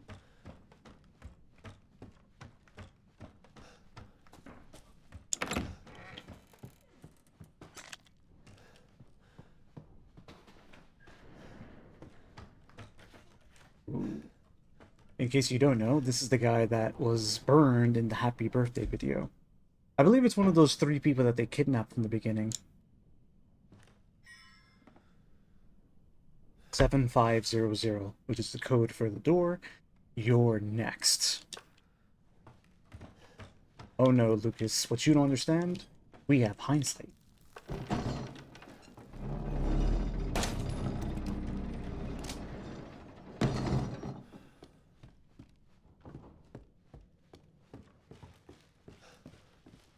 Go. 7500. Nice RE3 menu music right there. The old beeps and bops. No, buddy, this is a test of skills, so no cheating. That shit you're carrying, get rid of it.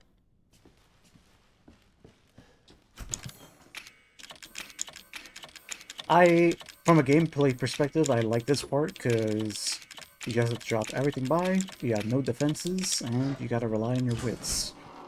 Sort of. Have a nice day. So Lucas here has a booby trap for us, and he probably beside himself thinking he's a genius. Fortunately, as you were supposed to, if you watched the Happy Birthday video, you'll know exactly what to do here.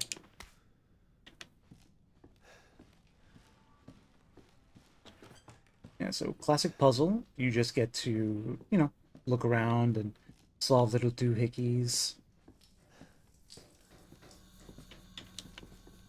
There's a lot of points of interest here.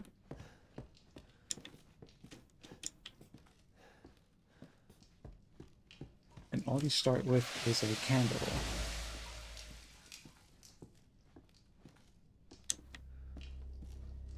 Alright, what do you say we play a little game? There's a All guy. you gotta do is light the candle and put it on the cake.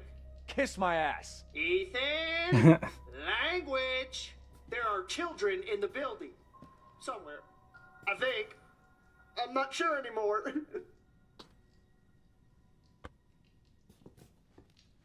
Fucking madman.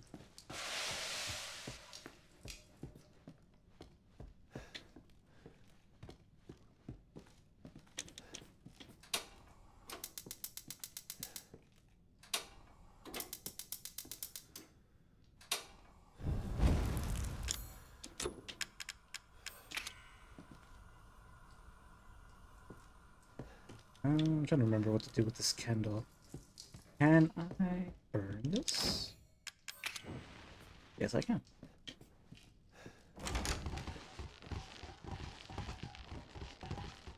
Alright, so if you have the hindsight, the code is simply loser.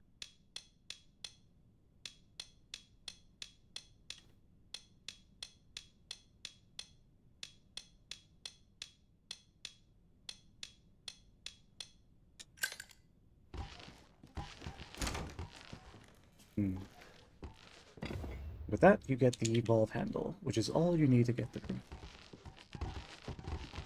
No need to solve all the other, little pieces here.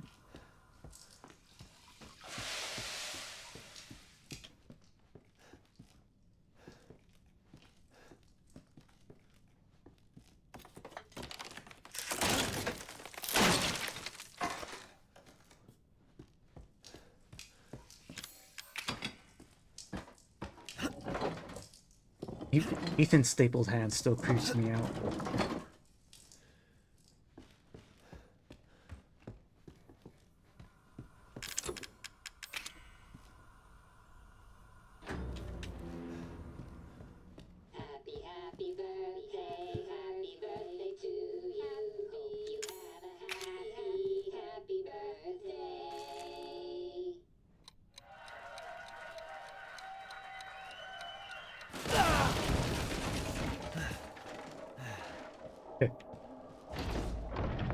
Motherfucker! You're supposed to die!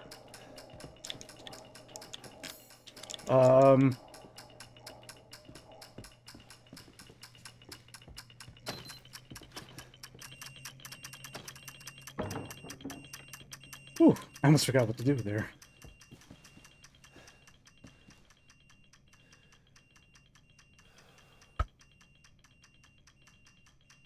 Here we go. That was supposed to be for you, goddammit! Someone's mad. Mia? There they are. Mia and Zoe. Who are you? Where are you? We're just beyond the pier, outside that room. Hurry! Well now, Ethan. The fuck do you want? You? Dead? Guess that's not in the cards. Not yet. Lucky me. Look, unless you have any more surprises up your sleeve, I suggest you... Now that would be telling, Ethan. And I don't do spoilers. Dick. At least he has some honor. The D-series head.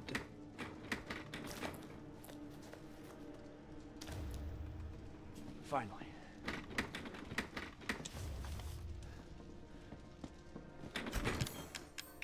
Alright. So with that out of the way, we can get all of our weapons back.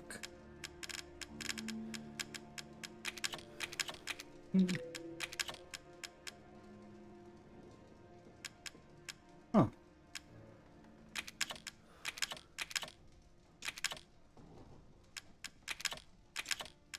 We have a lot of stuff.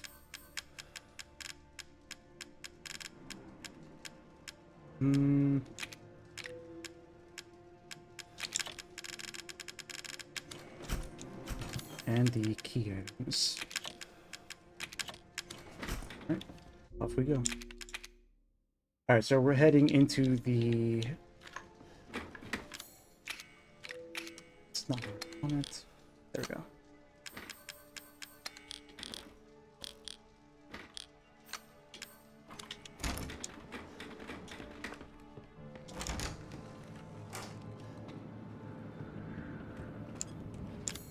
What? Even now you gotta carry around a key item. See, that's something they should have left in the past. The fact that I have to go back and get a key item that was used hours ago.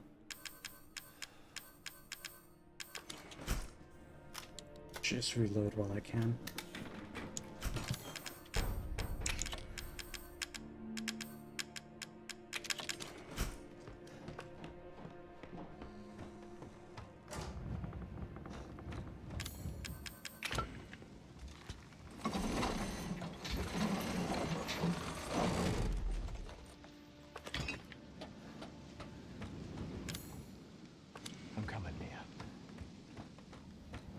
Ethan, the determined husband, and soon-to-be father, which is a whole can of worms in itself, but we'll get there. Alright, so before we go to the boathouse here, we have a little strange segment.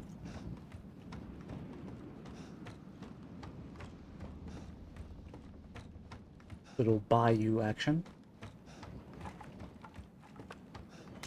Oh, I knew I forgot something. I did not bring my knife.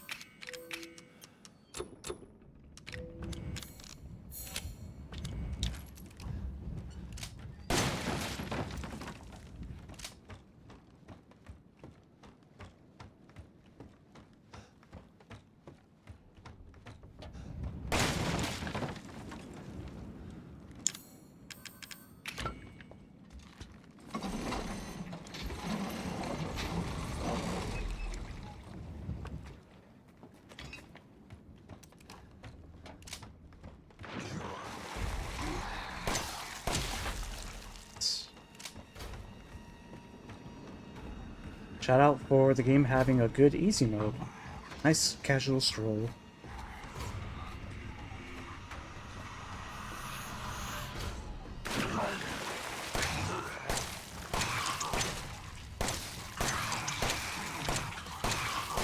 Am I not shooting you in the head?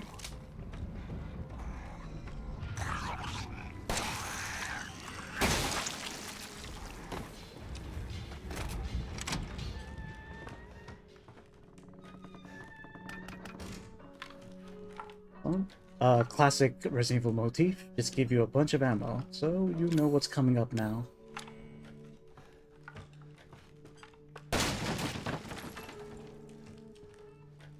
And they give you a lot of stuff.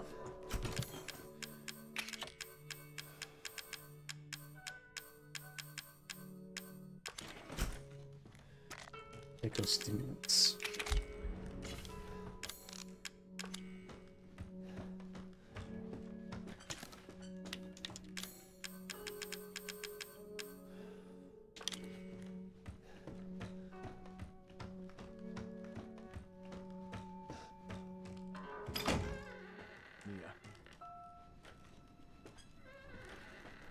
Zoe?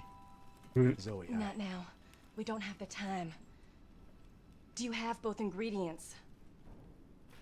Right here. There should be enough, right? If we make them fast enough, my father and Lucas aren't far away. He's coming. Daddy's coming. Good. There's enough for two.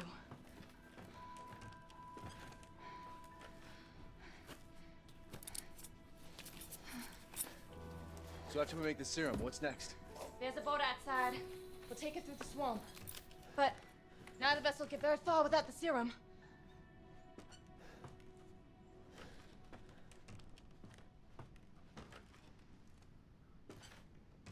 Hey, one of those is mine. Zoe!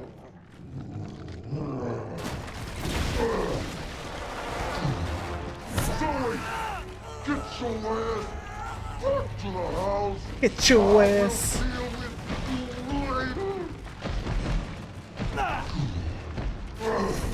So, in typical Resident Evil fashion, our humanoid stalker is now one big blob. Complete with eyes, by the way.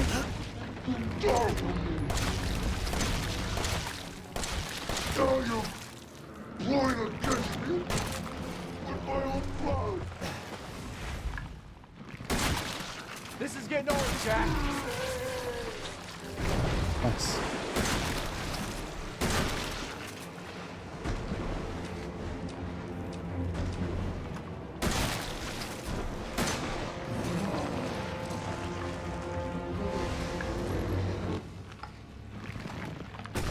Oh, don't miss.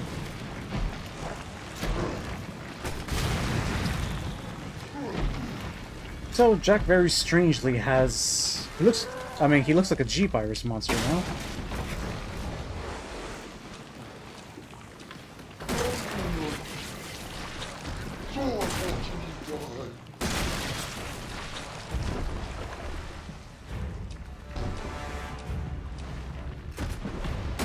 What's cool about this guy is that even mutated, he talks all that good shit. Also, this fight is also pretty difficult on Madhouse, but so far we're doing pretty well here.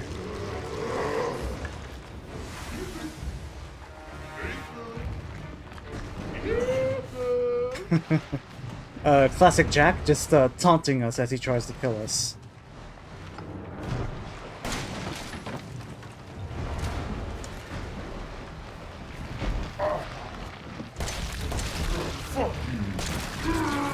Okay, Jack, damn.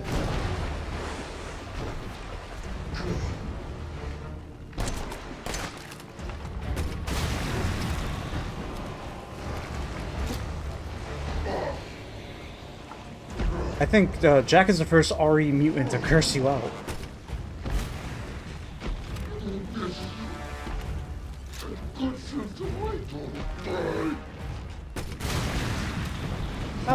How did it not pop it?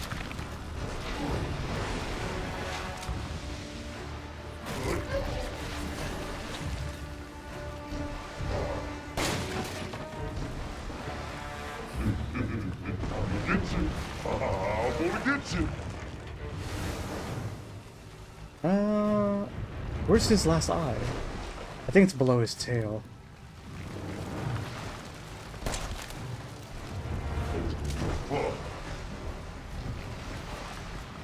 There it is. That's his last eye. I think I can aim for it up here.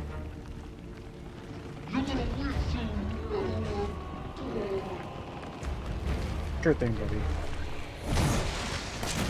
Got him.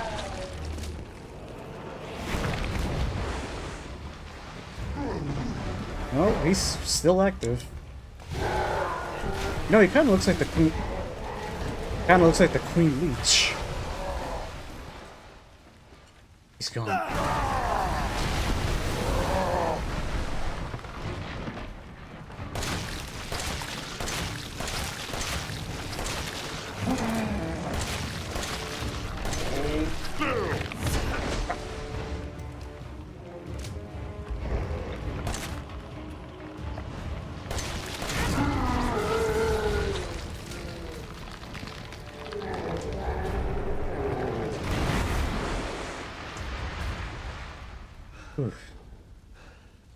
Now, I've seen everything.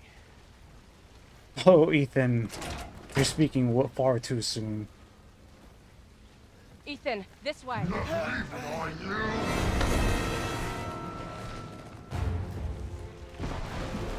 the serum on him. You want me to cure him?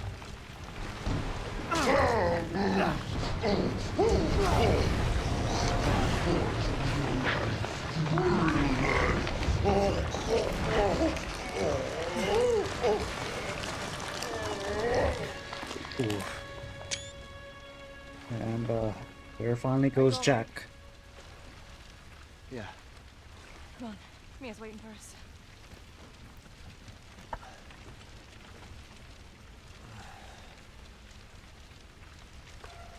Alright, so the death of Jack marks, you could say, I mean, there is a second, you could say there's a second half of this game, but it's definitely the weaker half, the weaker portion of the game, the whole boat section. And now we face a, unfortunately, binary and useless decision. I had to use one of them. There's only one left. There's only one left. There can't just be one left. What the hell are we gonna do now?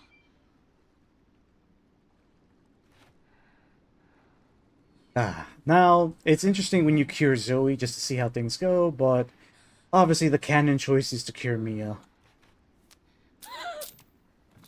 It's fine. It was foolish thinking I could escape. But Zoe... Go! Both of you just go! Come with us. I'm sure there's someone who can help. This is my home. Apparently I belong here. He didn't deserve that.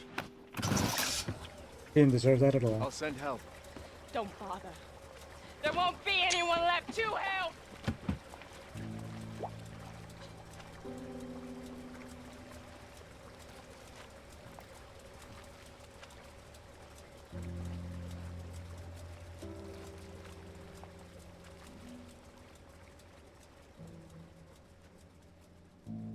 This is where the game, I guess, takes a dip in terms of gameplay. I guess to expand on the lore a bit, because you do find a lot of files on the ship. And you learn more about Mia and the whole reason for all of this.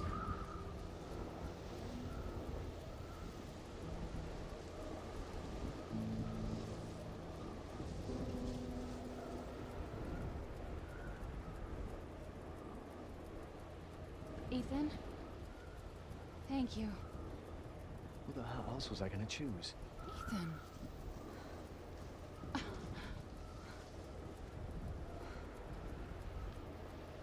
Mia, I know you've been through a lot. We need to talk. You had something to do with all this, didn't you? Look, I just want to know the truth. Ethan, I honestly don't remember. Try.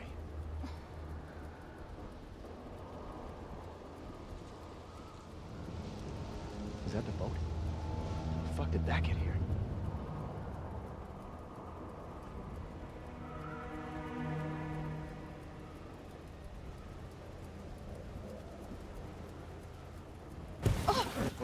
You're okay. What the hell was that?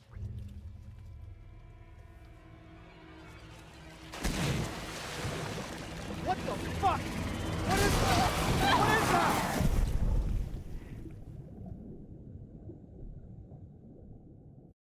Mommy. This way.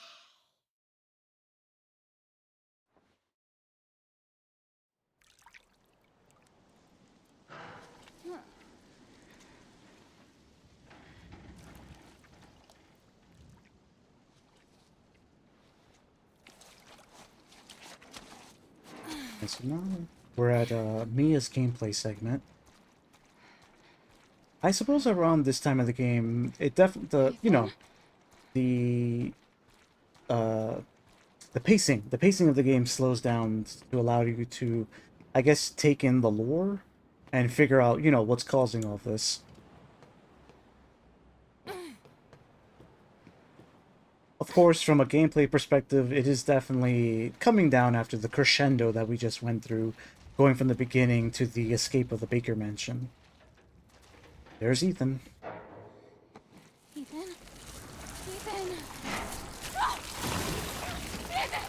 Ethan!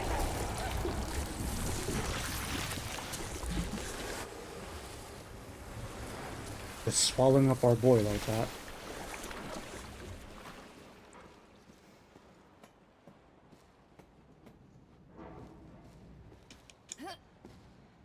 I'm honestly debating if I should continue going through here. I do want to see if I can get to any of the lore. Like lore files about Eveline and all that.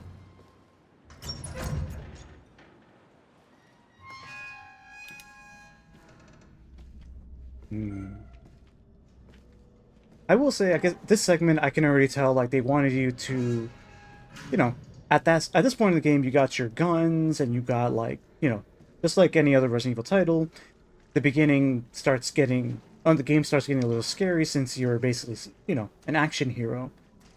But what if you return back to just having no weapons and now trying to traverse through a creepy ship?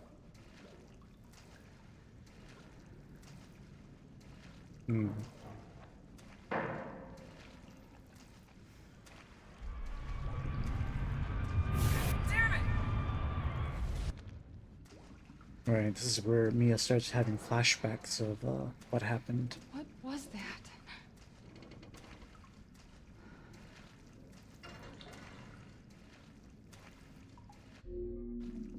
I will be right.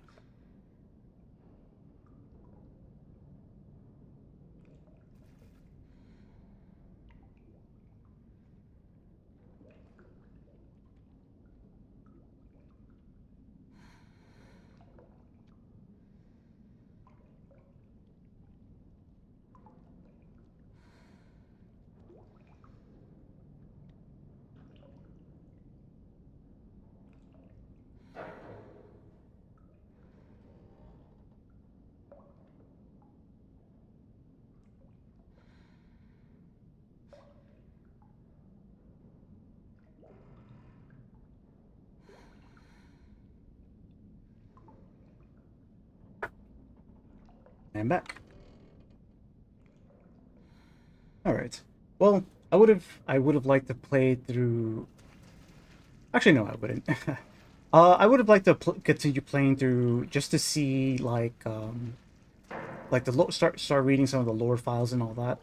But, you know, at this point, I've gotten my appreciation for Resident Evil 7.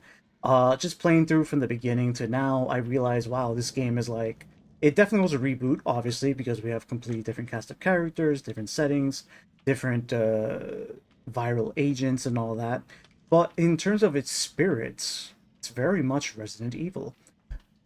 Especially very Resident Evil 1 coded, which I learned through this stream. So I'm very happy that I did so. Now, all that's left is I kind of want to, you know, I want to get to the... Maybe just play the ending just to give this stream a bit of a sense of finality. Jesus Christ, look at the mold here.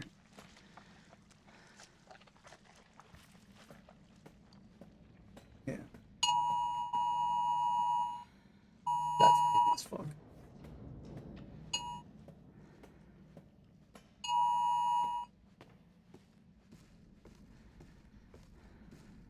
Damn. This is creepier than I remember it being.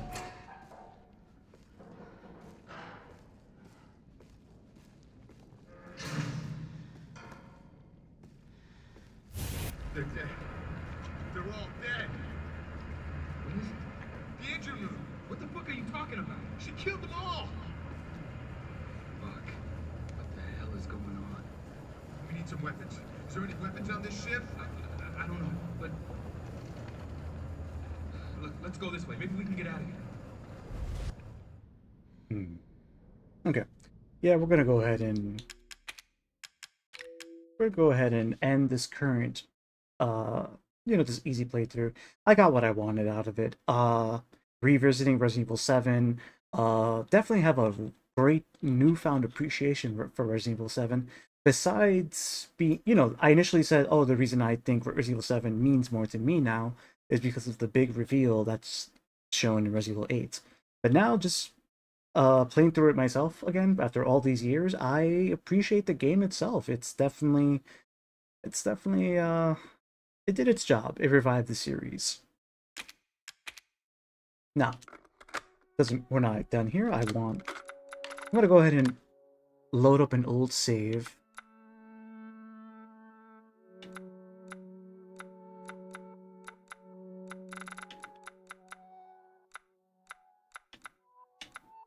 Alright, I'm gonna load up. This save seems to be from the salt mine. This is in Madhouse difficulty, so separation Mia finds and free either from France. Alright, so we have Eveline there. Where am I? Alright, so I'm in the salt mine. Do I have to do anything? I have an assault coin, apparently. So the save file that I just loaded was an old save file of I'm assuming of my Madhouse difficulty run.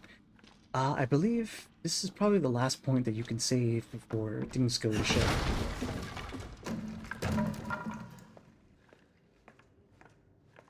Oh, this is perfect. All right, Sure of it. this is perfect.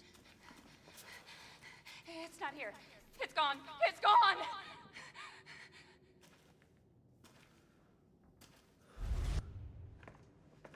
This is actually perfect.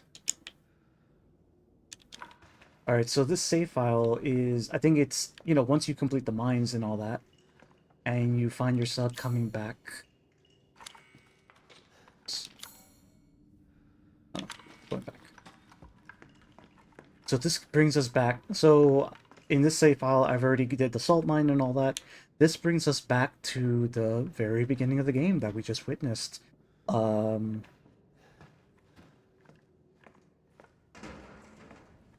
Back to the old house, the initial old house, where we first meet Mia, and Jack Baker, does his thing to Ethan.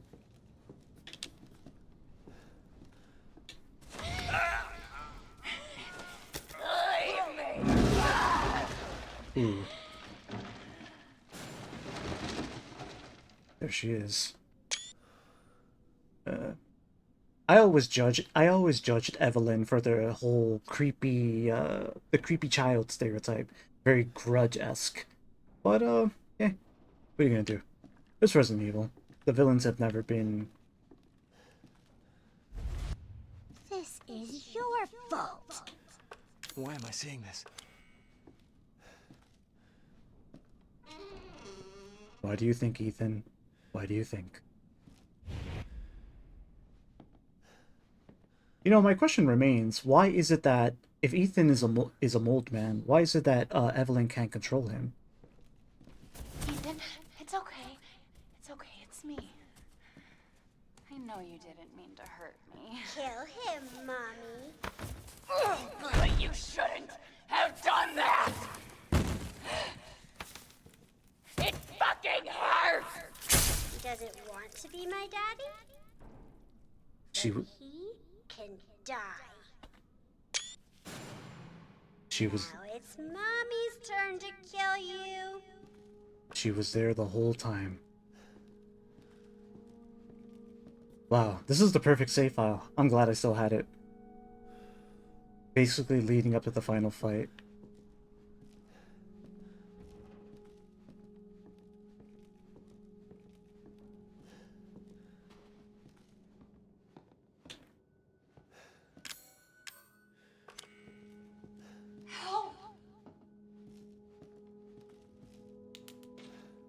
This was excellent to bring up, since we just played the beginning and all. Excellent to see this, you know, come full circle.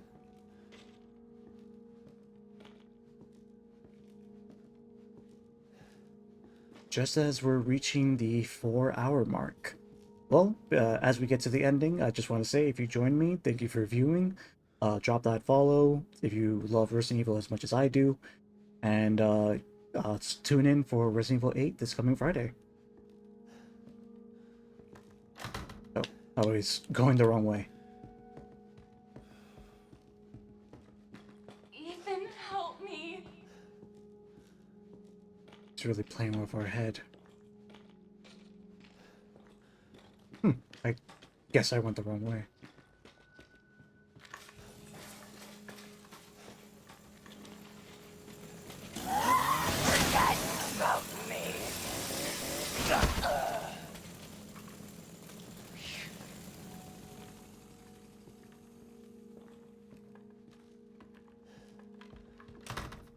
Sorry.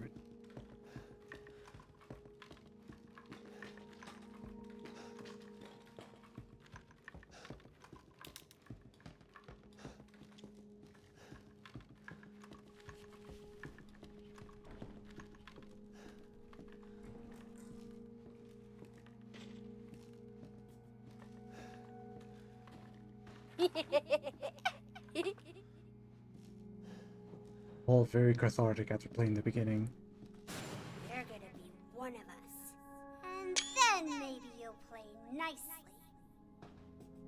I'm not playing. Ooh. No! Get that away from me! Don't need your pity.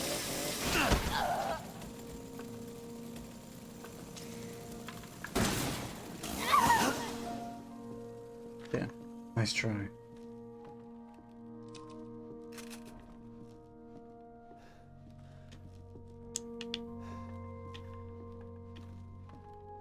That's the part I don't understand. She said it. You're gonna be one of us. Why does she not under... But I'm already one of you. Aren't I? I'm gonna have to look into that. Why is that? Why can't she control Ethan if he's a mold man?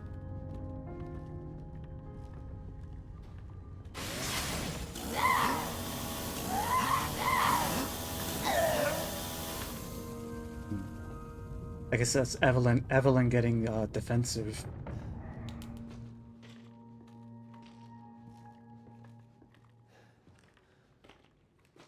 She is. Get away!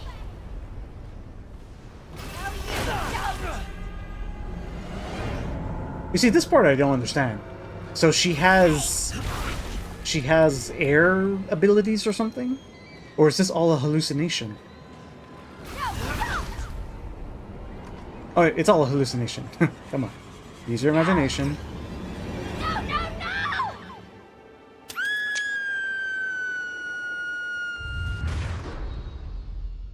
And of course, if it wasn't obvious, here it's revealed Eveline is the old lady.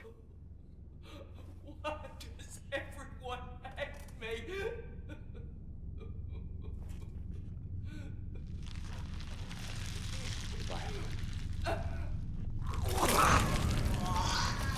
Now, since when is it ever that easy? It hurts! It hurts! It hurts! Damn you! Damn you all to hell! And in true Resident Evil fashion, the final boss turns out to be an amorphous blob. In this case, an amorphous head. Didn't Resident Evil 6 do this already?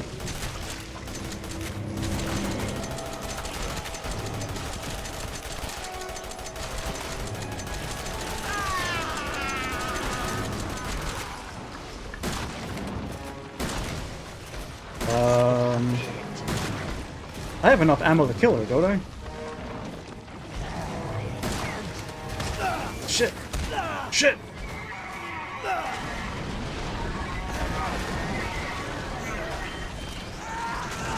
And again in true Resident Evil fashion, the amorphous blob turns into an even bigger amorphous blob.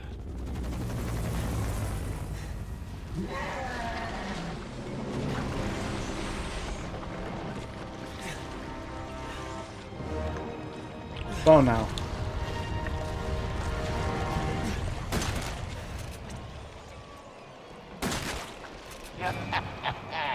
You're just a little boy. Well, that's not fair, Eveline. Ah. Now keep in mind, this is Madhouse 50.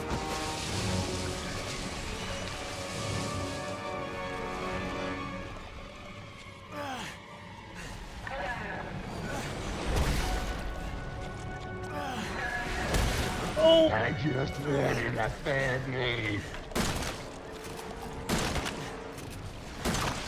What do you mean that was... Fuck! I'm out of ammo! I'm gonna die, aren't I?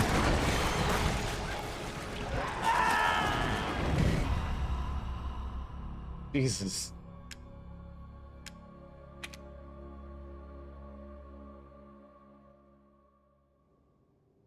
I think I gotta just space out my ammo better. Can't skip this. I didn't even realize you can die in that section.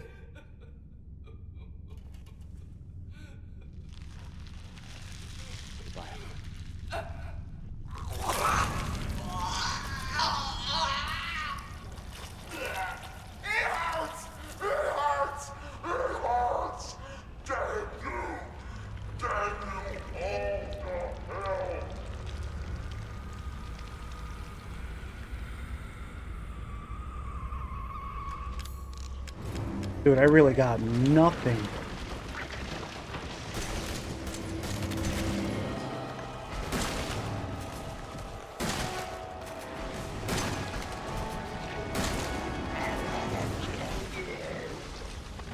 Now you're gonna try.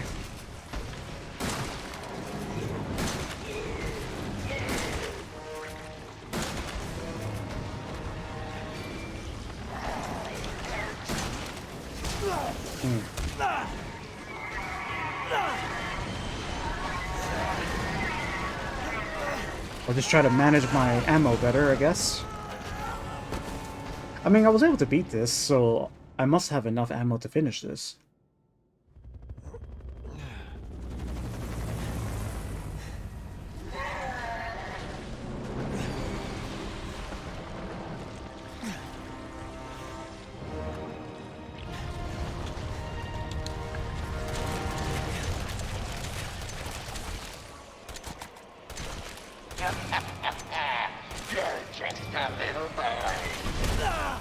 A little boy?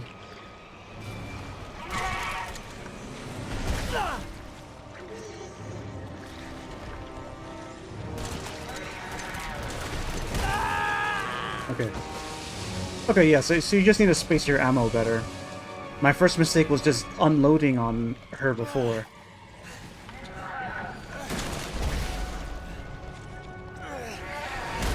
Ah! I just wanted a family.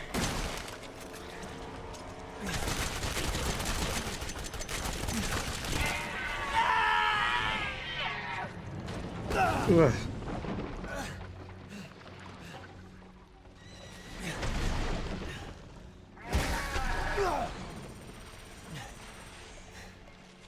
That iWatch cup.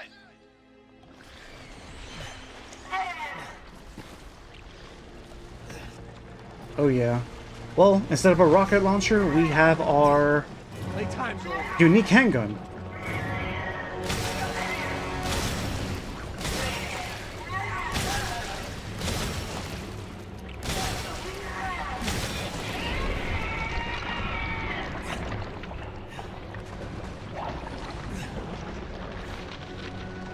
Giant calcify.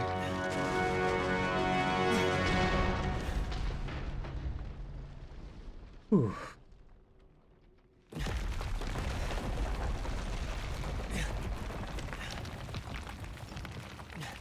calcifying just like the rest. And so ends RE7.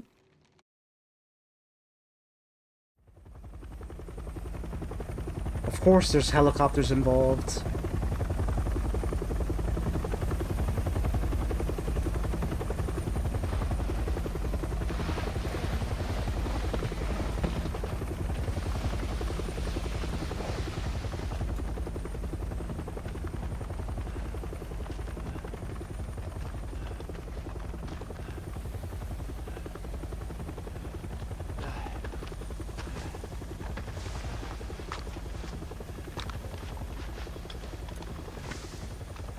Redfield. I'm glad we found you.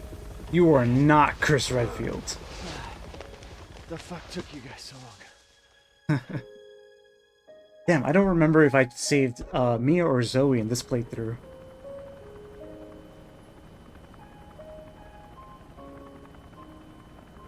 Ethan? Oh, I did save Mia. Mia.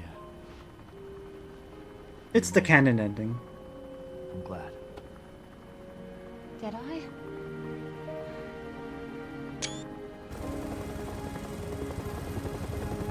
And just like RE1, the classic helicopter ending. They say that when one door closes, another opens. If you hear it, even has the same theme. A door closed tonight. And what a long night it was. But not just for me. Me and I weren't the only victims here. So were the Bakers. It was that thing, Eveline, who made them that way. But now Eveline's dead. And these guys are here to clean up the mess. I had just come to terms with losing Mia. But now she's back and wants to start over. Put all this behind us. Maybe this is where the next door opens.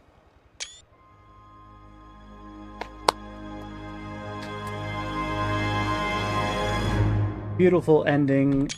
At the same ending theme as Resident Evil 1. Honestly, this game paid great respect to the original, now that I have gotten a chance to see it after all these years. Resident Evil 7, kudos, you have my respect. We'll go ahead and enjoy the ending theme, because I quite enjoy it. Go tell and Rhodey.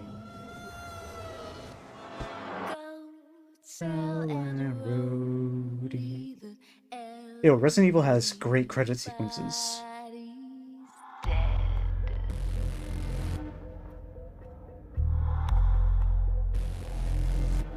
I've actually never seen the credit sequence, so we'll see it together. I've also never heard the full song.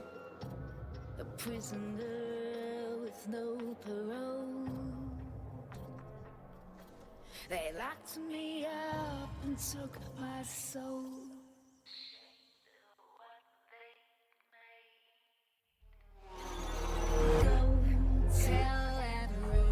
I like these missing persons posters.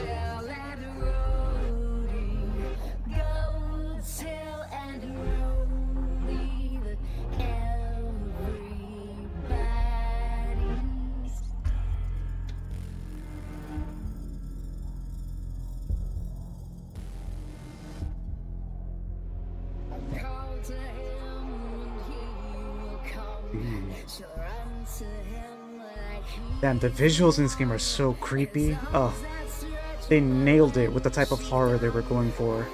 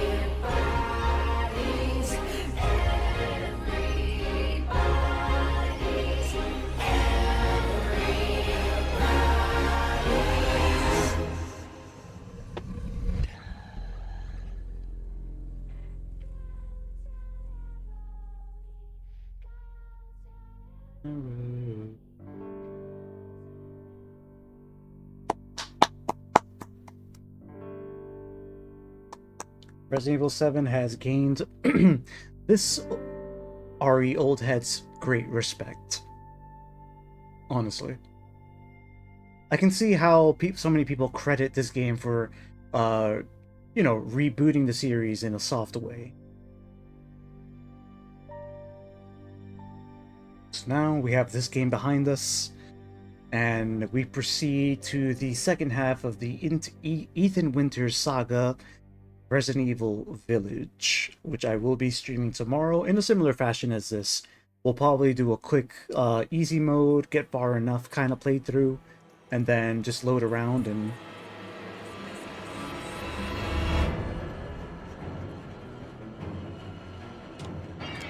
Okay. We'll just go ahead and skip that while we can.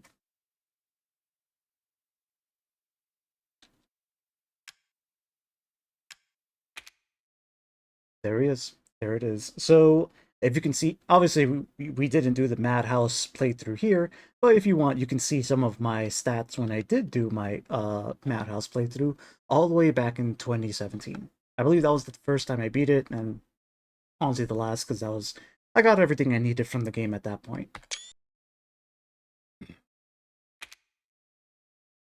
Yeah, there it is, everyone. Resident Evil 7. That was a fantastic little stream slash run, mini run, whatever you want to call it. That was fantastic because, as a Resident Evil nerd, such as myself, I was reminded by, damn, this game did do this series justice, and it's probably why the series is where it is today, reaching new heights per entry that released. So, we still have Resident Evil 8, and then this coming Friday, we have Resident Evil 9, which I will be streaming. I'm probably going to do a midnight stream. Maybe not that long, but then Friday, I'm definitely going to be doing a very long stream, just delving into Resident Evil 9, slowly, of course, because it's going to be my first playthrough. I'm going to be as nerdy as I can, reading as much as I can, and try to make as many series ties as I can. But yeah, this has been a very fun experience. Thank you for joining me, and I will see you guys next time. Ciao.